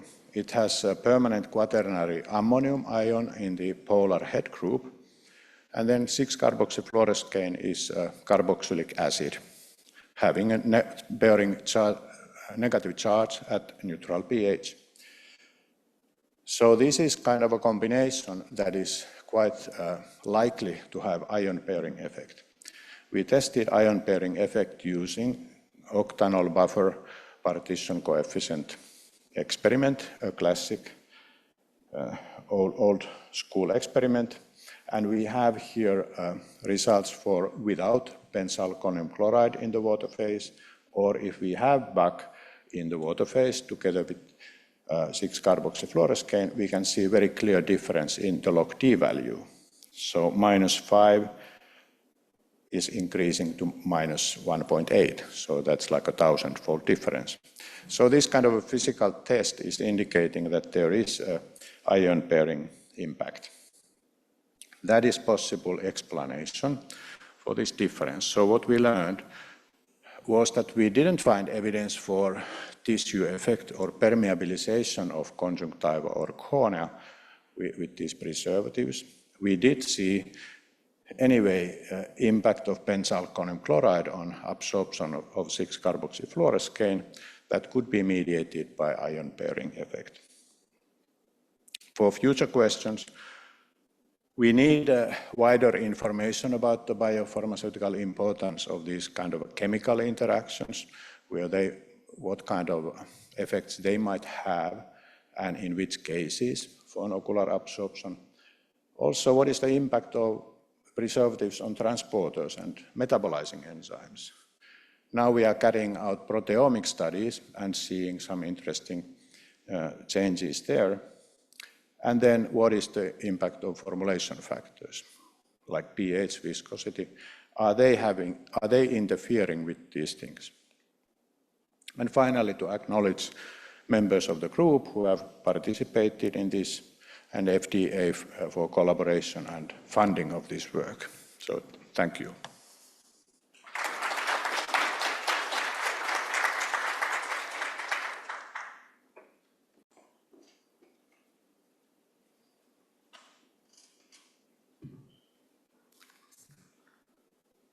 Thank you for the great presentation and sharing the interesting funding.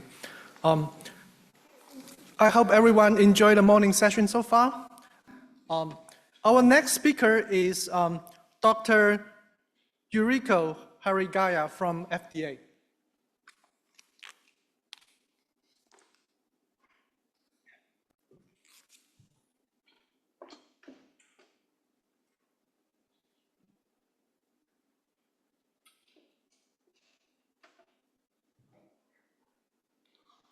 Thank you, Bing.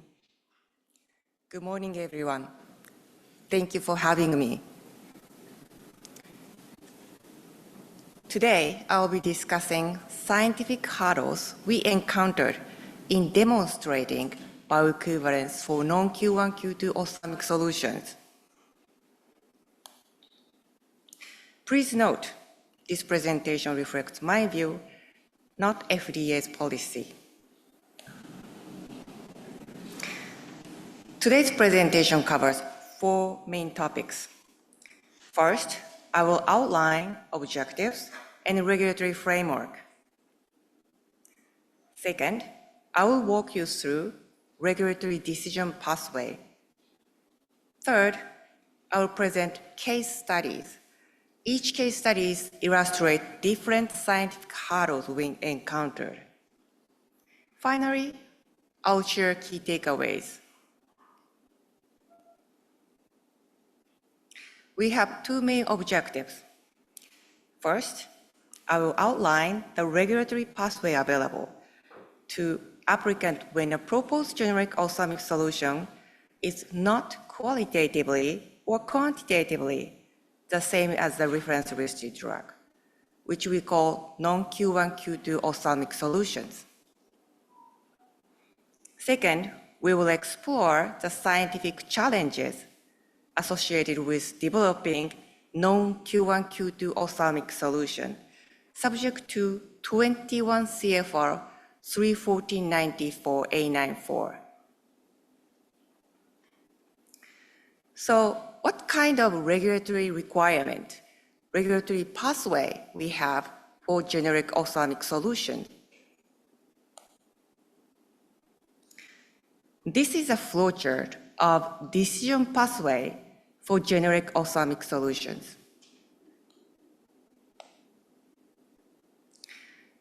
First question, is your product Q1, Q2 same as the already product?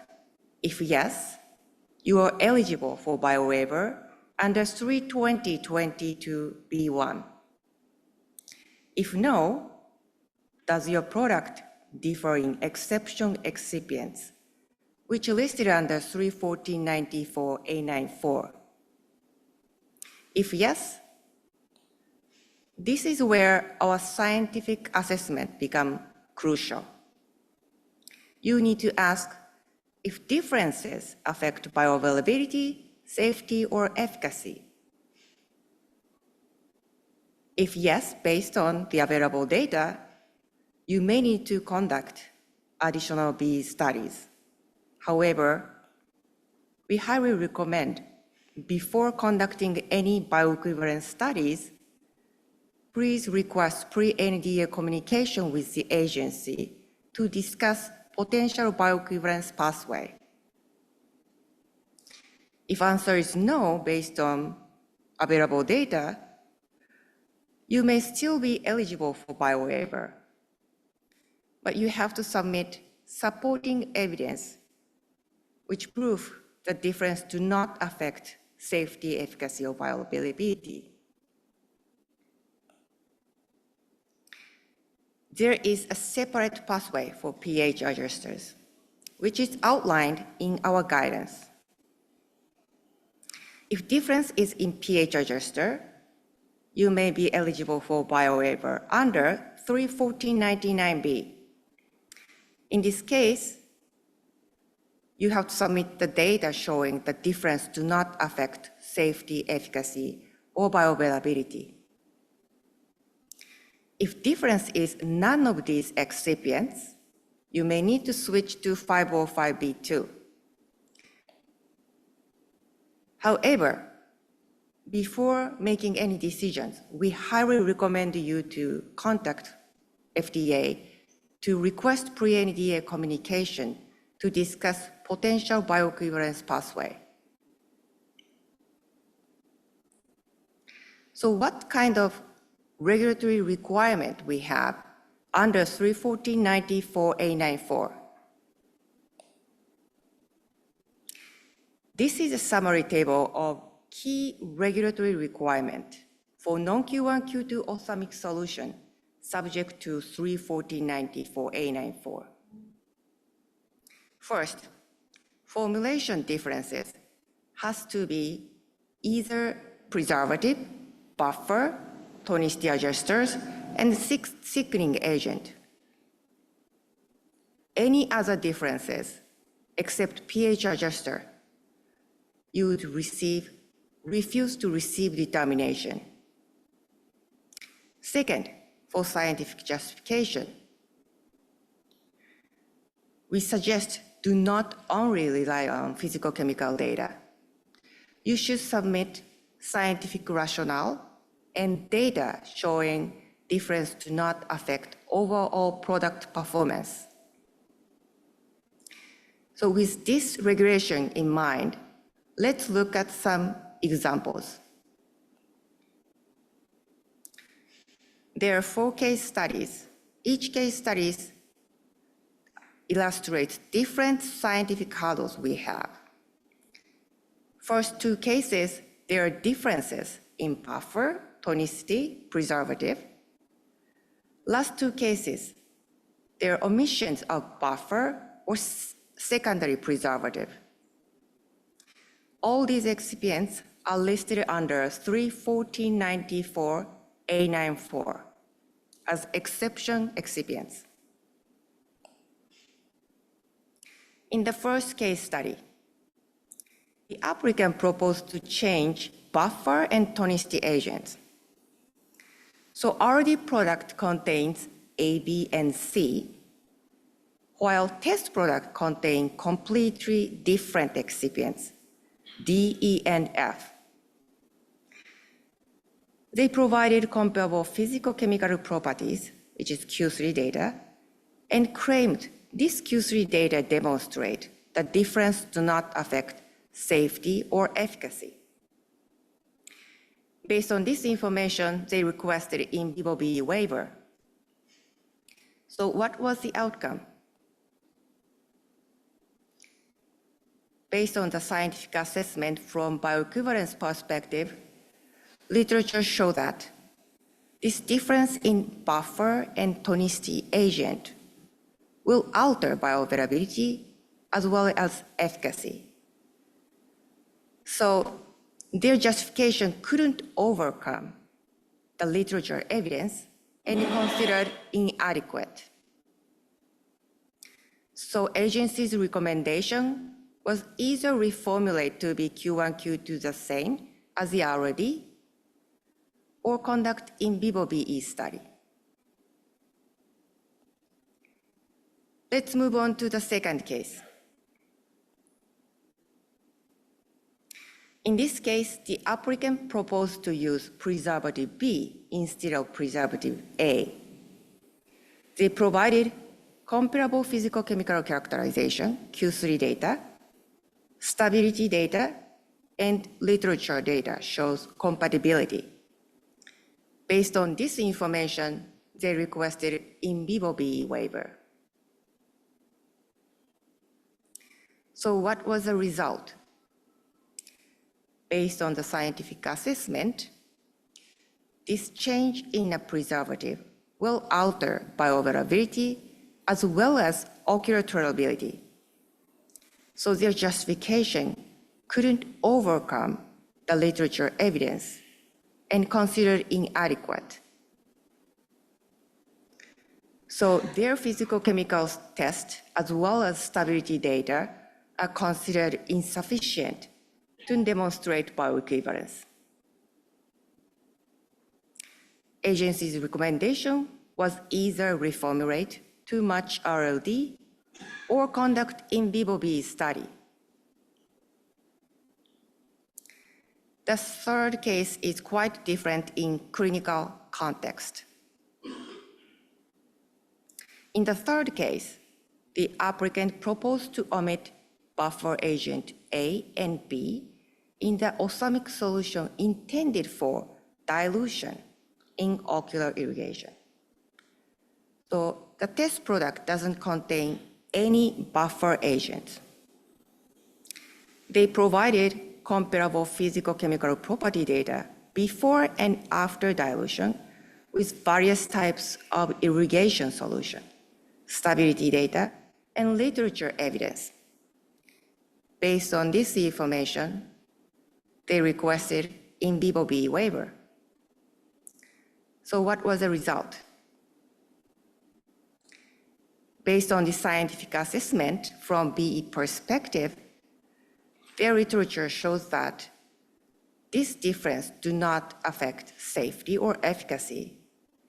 And also because this product was highly substantially diluted, in this case over 100-fold. So the difference in buffer agent was considered not clinically relevant. So overall, this literature evidence was considered adequate, and we granted in vivo BE waiver request. So let's move on to the final case. In this case, the applicant proposed to omit preservative B.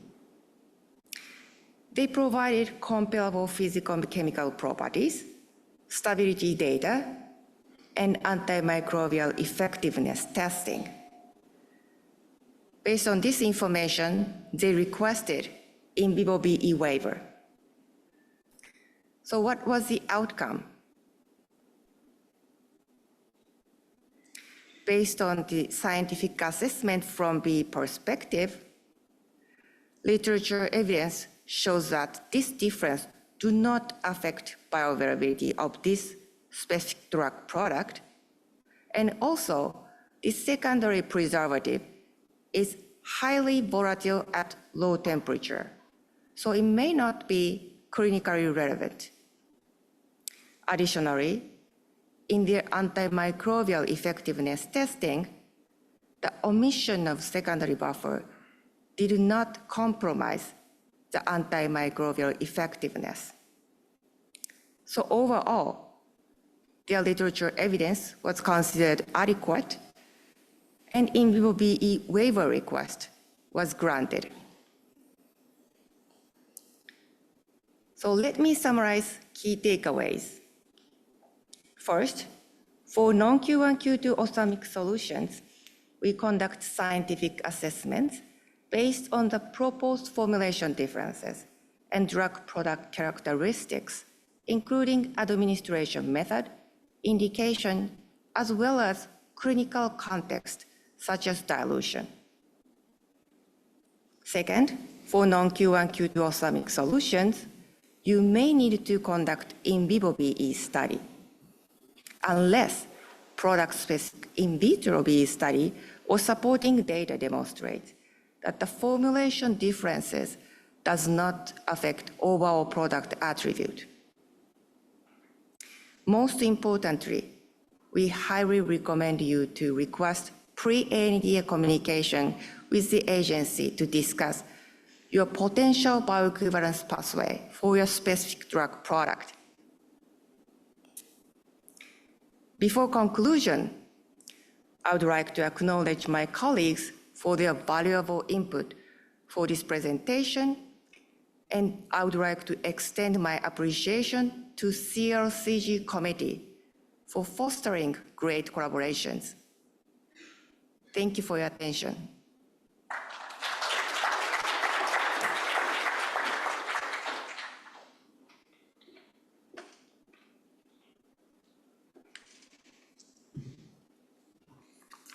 Thank you for the great presentation. Our next speaker is Dr. Xiaoming from FDA.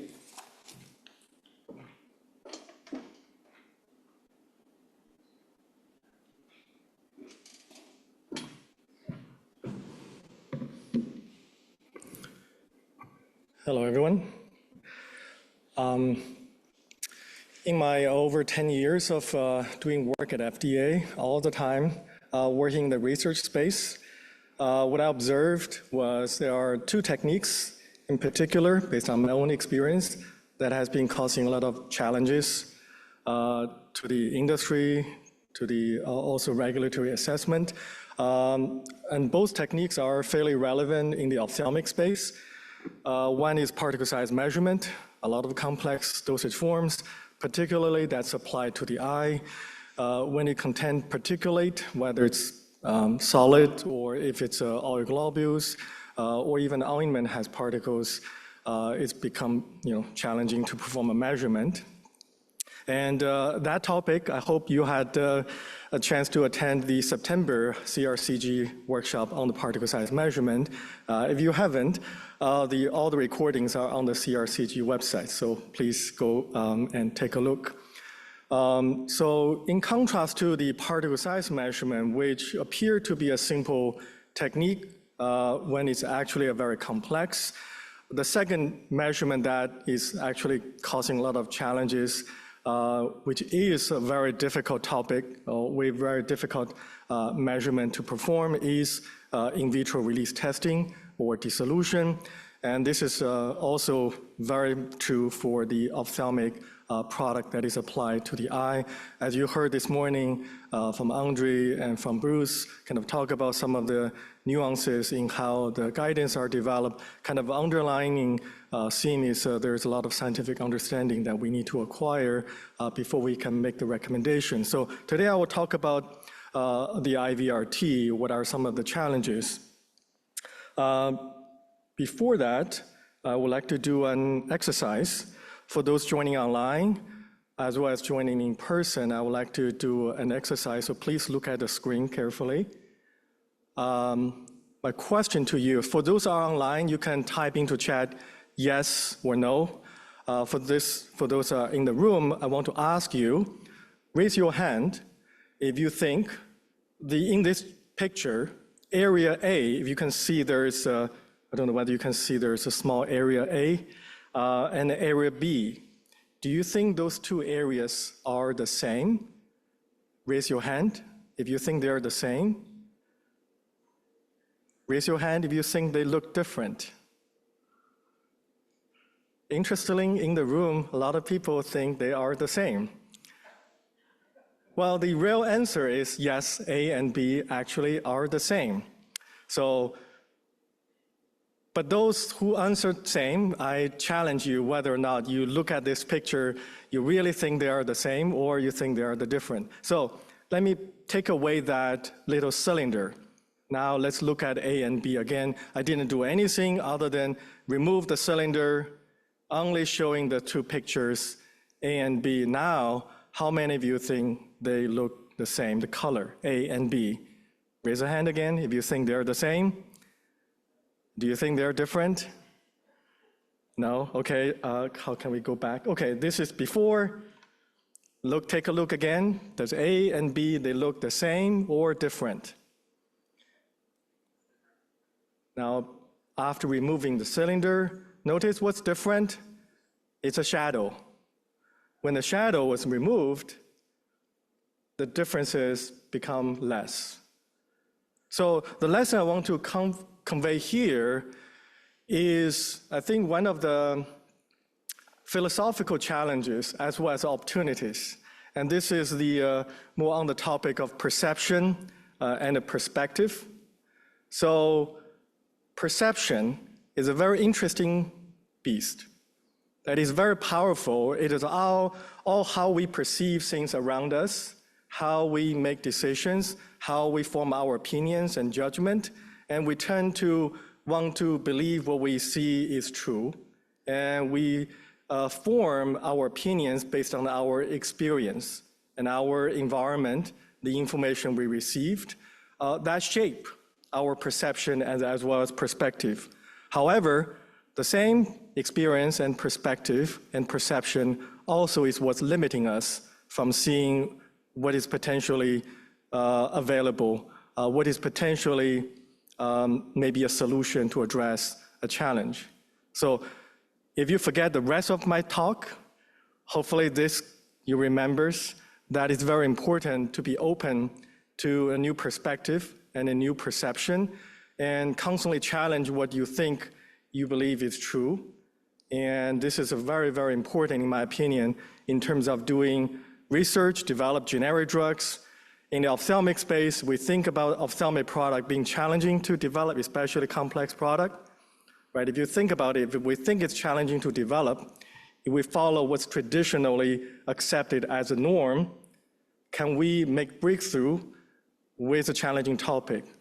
Or we need to do something differently and something new, something novel, something that's not traditional in order to break through the barriers.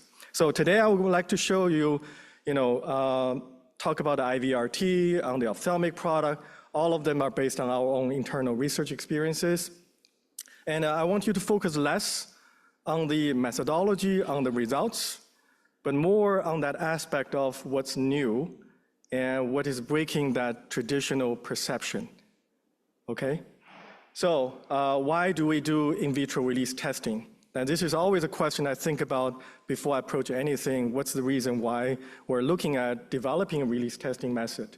And I think in the audience, in the room, online, whether you are, a formulation development, QA,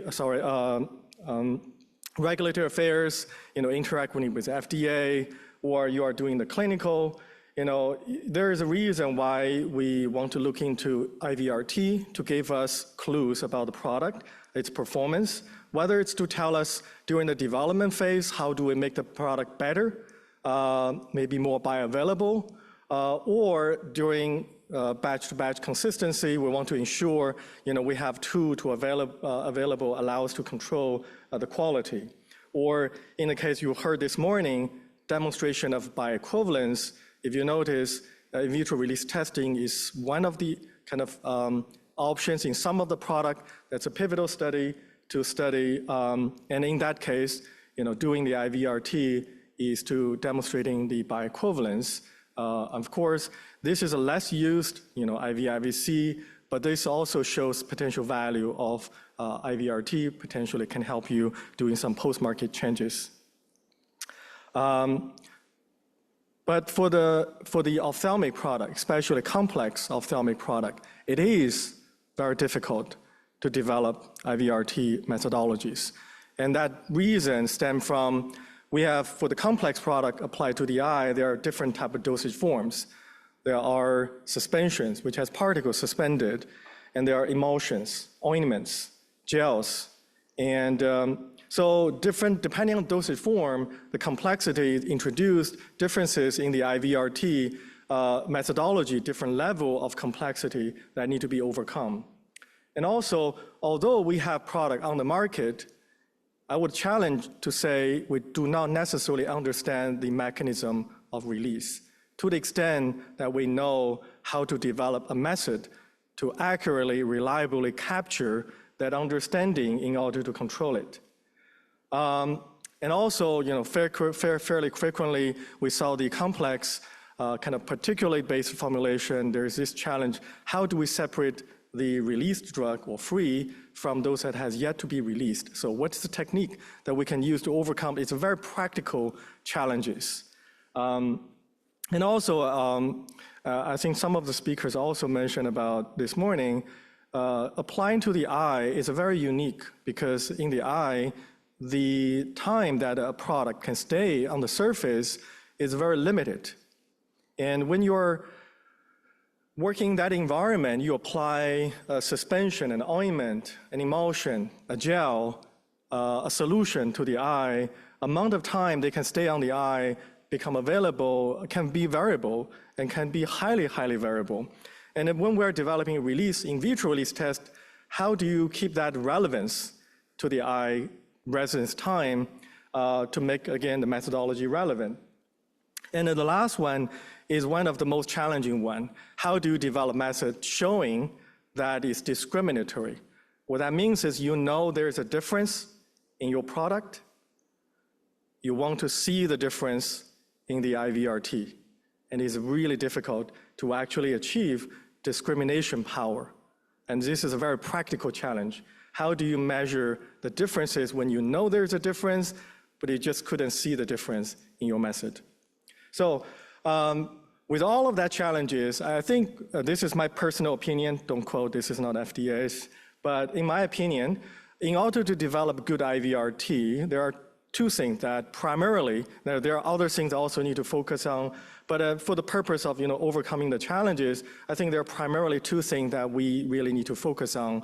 One is ensure the method is reproducible, give us confidence, it's a very precise and robust, and also the method is discriminatory, so that can tell us the difference when we expect the differences or when we hope to use IVRT as a way to catch the differences that the method allow us to see that small changes that we do not necessarily anticipate, like changes in the CQAs.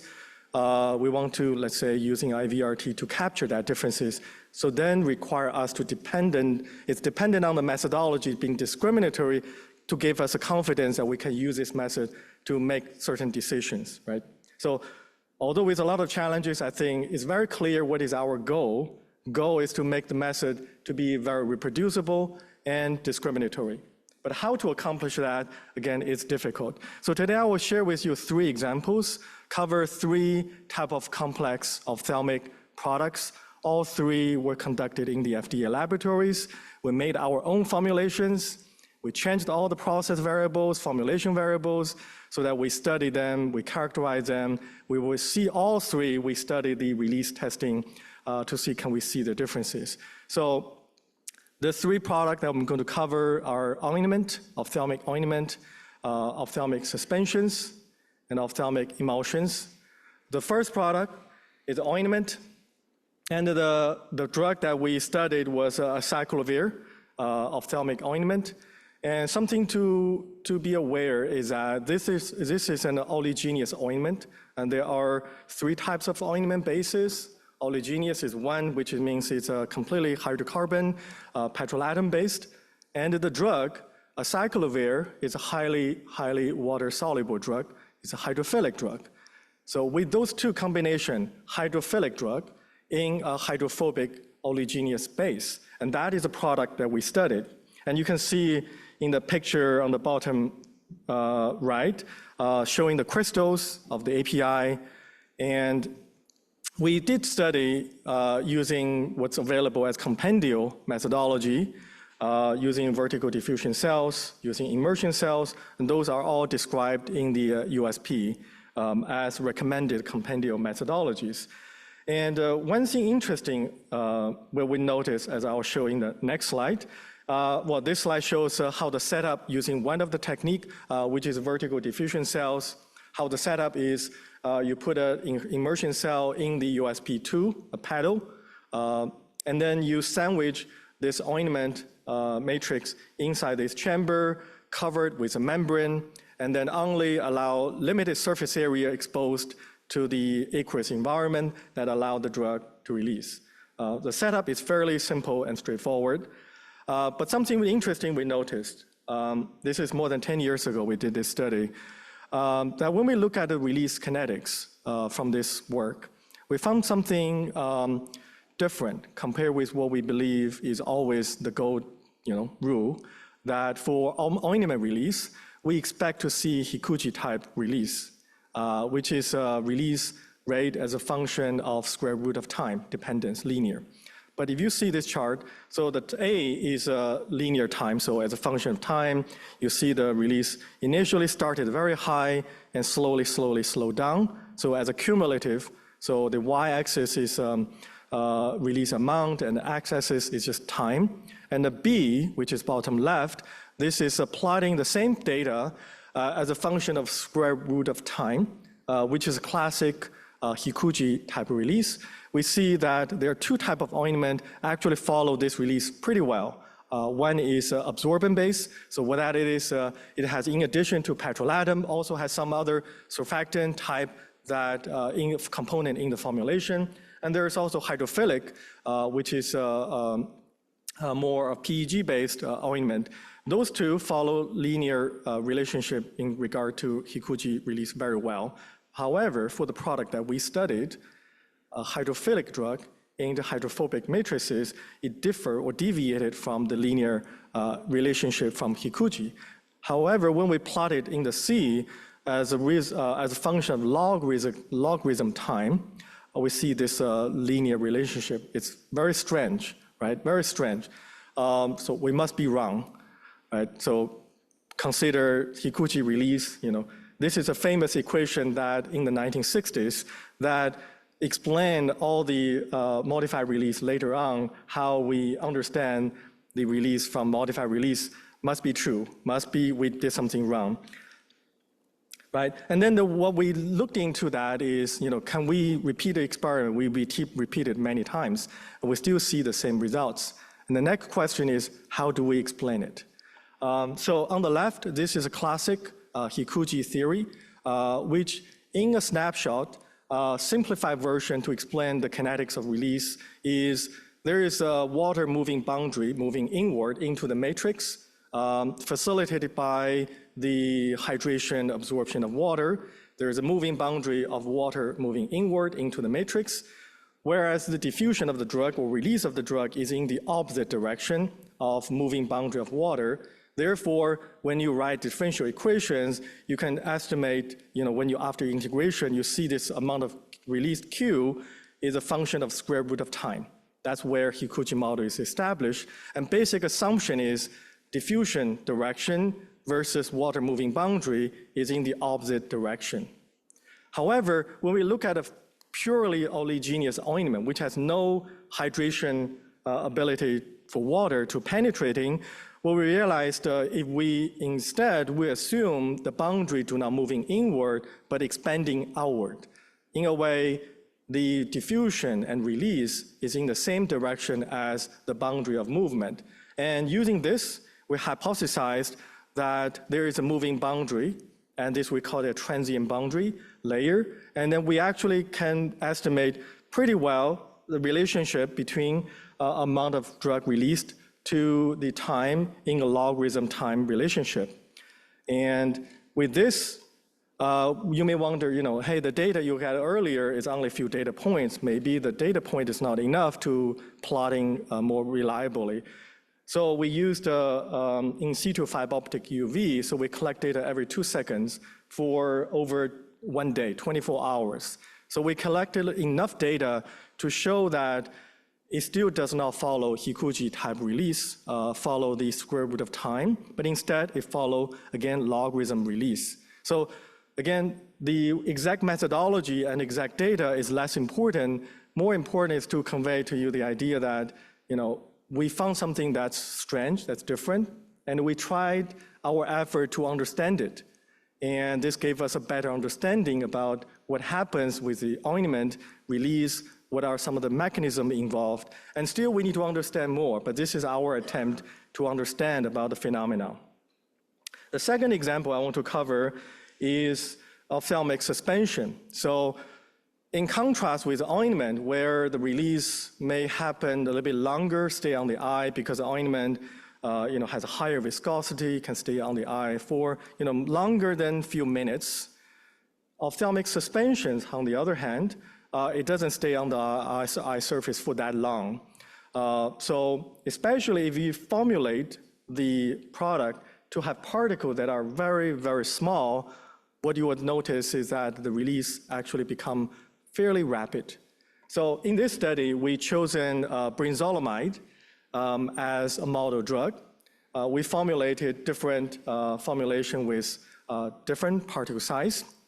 And on the bottom left figure, what shows are the particle size distribution of the 3 formulations.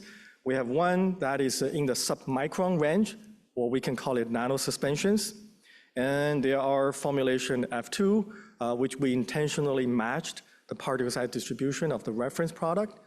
And there is a formulation we intentionally made it so such that it's larger than the reference product. And on the right, you see those SEM images of this 3 or 4, including the reference product.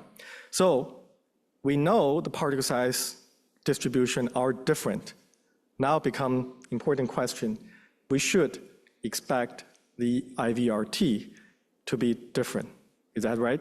But that is a normal expectation. We have the differences in the particle size, and actually these particle size differences are very drastically different. So we should expect the IVRT results to show us the differences in the dissolution rate, right? That's a common expectation. So what do we see? We tried different methodologies. The first one we tried, like everyone else would try, with just putting the suspension into a USP compendial apparatus, in this case, 2, so with a pedal.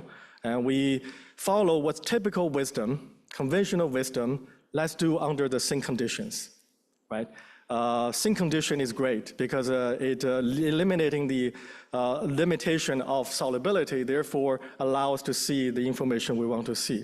So let's look at the first data from the conventional compendial apparatus under the ideal condition, which is sink condition, 900 ml, and we put it in a few milliliter of the suspensions.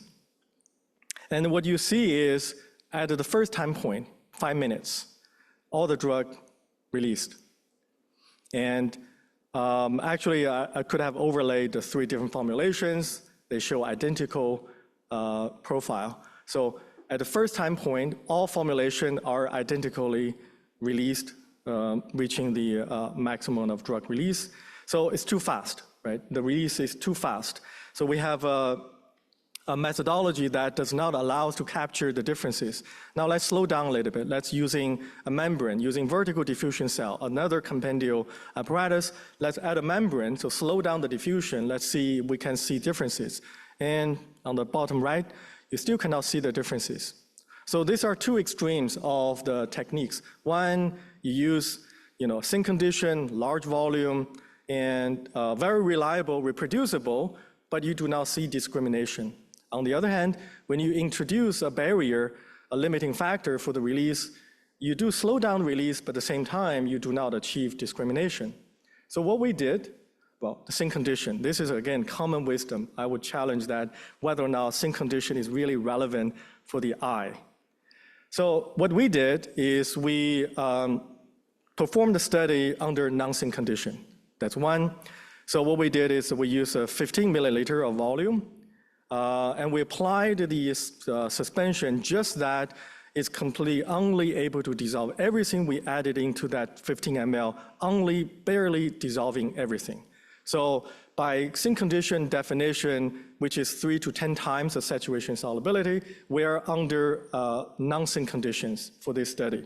And the second thing what we did is we used an in situ fiber optic probe to measure in real time the dissolution as a function of time, and we collected data every 2 seconds so that we can get very fast frequency of data collection. Let me show you what the data is. So we have 3 formulations, or 4. Remember, we have 4 formulations, 1 smaller than the reference, 1 identical to the reference, and 1 larger than the reference product. And what do you see in this chart? You see differences, right? So the F1, which is a nano suspension, the particle size is about 500 nanometer, and it almost instantaneously dissolved under 6 seconds. 6 seconds. So any technique allow you to measure release in 6 seconds, right? So this is enabled by the in situ fiber optic UV. If we perform using HPLC, let's say take sample and run HPLC, the earliest time point we can collect is about 2 minutes because of this, how the loop in the auto sampler works. Or if you manually sample, again, reliability issue. So if you see here, the discrimination, if you want to see the discrimination, you can actually design a method to achieve the discrimination. You can see the information that what you're looking for, and actually we can find a correlation between particle size, distribution, and release rate. And this is what we are looking for. However, I would argue if we're limited by, we conform to the norm, which is using syn conditions, let's use compendial apparatus, which we didn't use compendial apparatus, then this methodology, this data, you wouldn't be able to see today. So whether or not using traditional methodology is the best way to give you what you're looking for. That's what I want you to think about. Again, don't worry about the data or the methodology. I do want you to think about the approach. Now the last case, let me talk about another challenges. And this is ophthalmic emulsions. Now, compare with the ointment and suspension where you have either very fast release or slow release.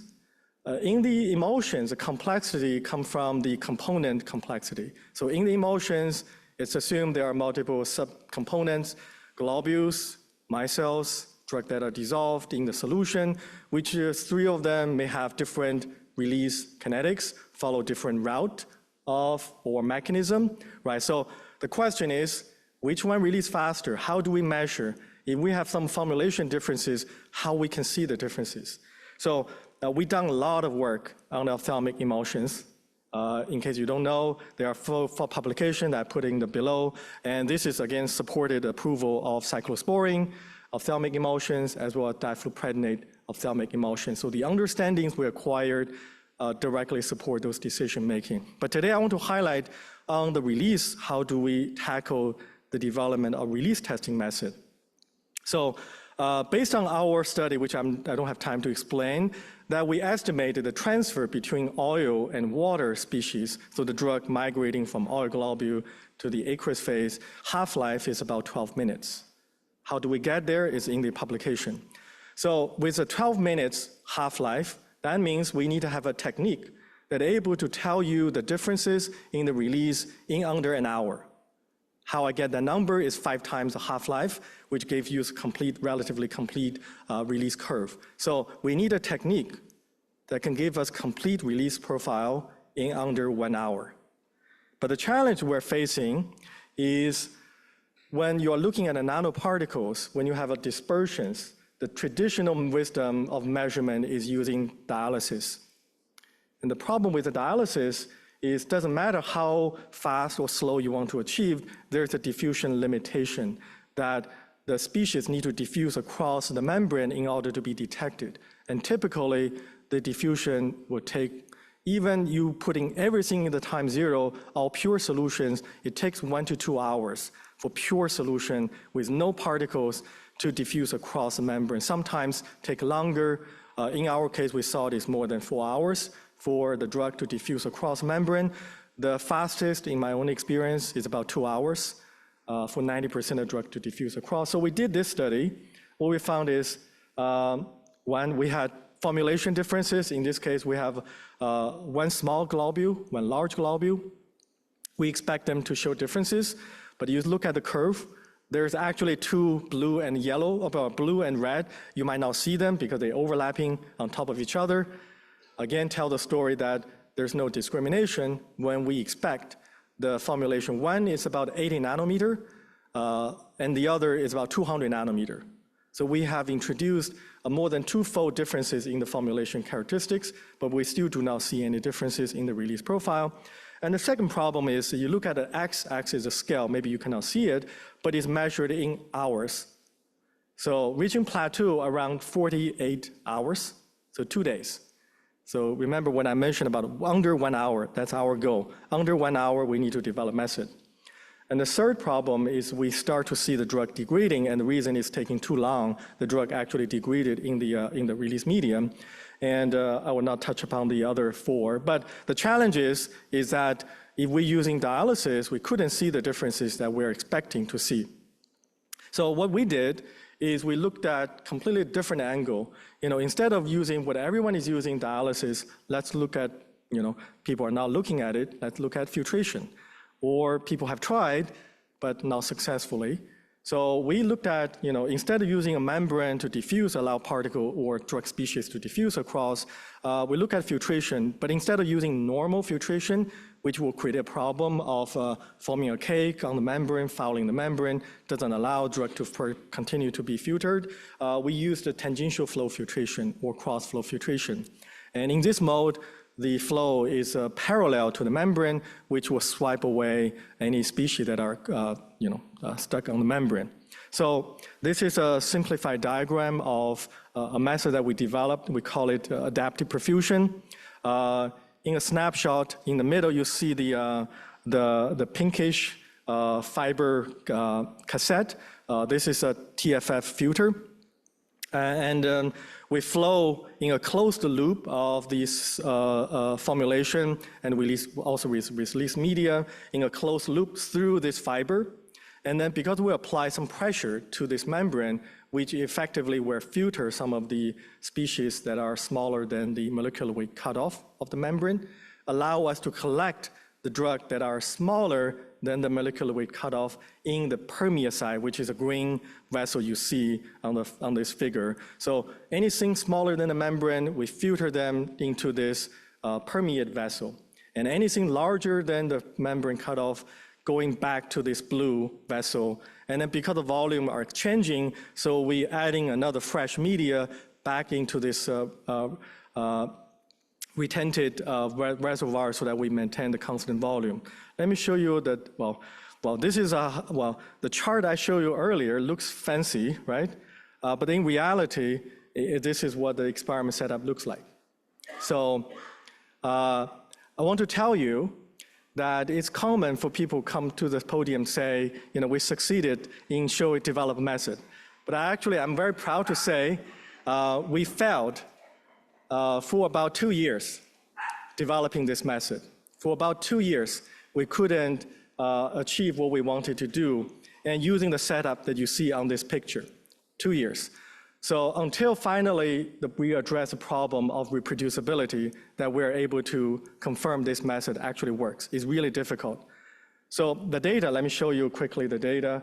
On the left, this is what's remained inside the retentive vessel, which is a drug that has not released. So remaining in the emulsions. You see go from 100% from time zero, decreasing to about 30% in 10 minutes. In 10 minutes, you removed 70% of the drug from emulsions from the retentive vessel. And if you look at two curves that decay really, really fast, so one of them is pure solutions, so drug dissolved in ethanol, pure solution. There's no barrier for the drug to be filtered. And the other curve is micelles. We prepared a micelle. So the micelle and the solution, almost no resistance, they come down in 7 minutes already 20% remaining. So this is what's on the retentive vessel side, under 10 minutes, 70% released. But on the permeate side, again, if you read from the figure from the leftmost, that is a pure solution. The second is a micelle. The third is the smallest emulsion globule, followed by medium-sized globule, followed by the large globule-sized emulsions. So in this one figure, you can see the differences of 5 different formulations. They're all different, and they are reproducible. So this is, again, I want you to focus less on the methodology. I'm not necessarily recommending you to use the same method, but I want you to focus on, if we want to achieve what we want to achieve, we need to look at things that are slightly different. So it's really, really fast, under 10 minutes for the retentive side to remove the drug. And for the permeate side, it takes about 20 minutes, or for the emulsion, about an hour. Again, 1 hour. 1 hour, we can see complete removal, complete release of drug from emulsions, which is 5 times what we estimated to be the half-life of transfer for oil, drug from oil species to the aqueous species. So everything matches together. We do see discrimination. And again, it just draw the drastic comparison between a dialysis method for pure solution. For the adaptive perfusion, it's 20 minutes complete. For dialysis, even 3 hours, we only see 50% diffusion for pure solution. There's no particles, there's no globule. Again, even for emulsions, the comparison contrast even is more significant. So we know this is not an easy to develop methodology, because even internally within FDA, took us 2 years to fail, repeat, fail, repeat, fail, repeat. We know that there's a significant hurdle to even developing a reliable, reproducible, and internally, that's the reason we actually are trying to automating this. What you see this picture, actually Dongkai in the audience, he has developed an algorithm. We have control systems, so it's fully automated. So all we need to do is put in the material, we click a button, and then run all automatically. All the controls that was fully done automatically. But we know right now there's only one system available that is within FDA.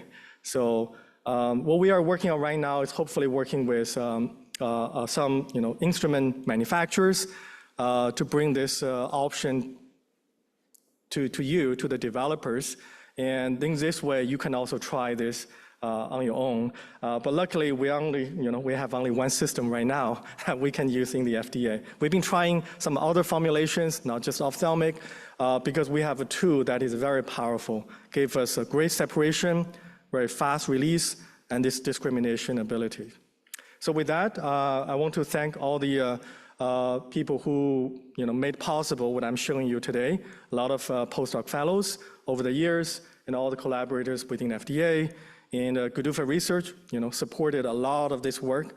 I mean, all of this work was supported by the GDUFA Research. And going back to what Andre mentioned about over 10 years, how much progress we've made, it's not possible without the people that are doing the work and enable translating those understandings into guidances and into approvals. With that, I leave with you this picture again to take a look and see if you actually see the differences, or you're just forcing yourself to believe A and B are the same, or they look different. This is a tricky beast, perception. So thank you for your time, and I know I ran a little bit over, but thank you for your time.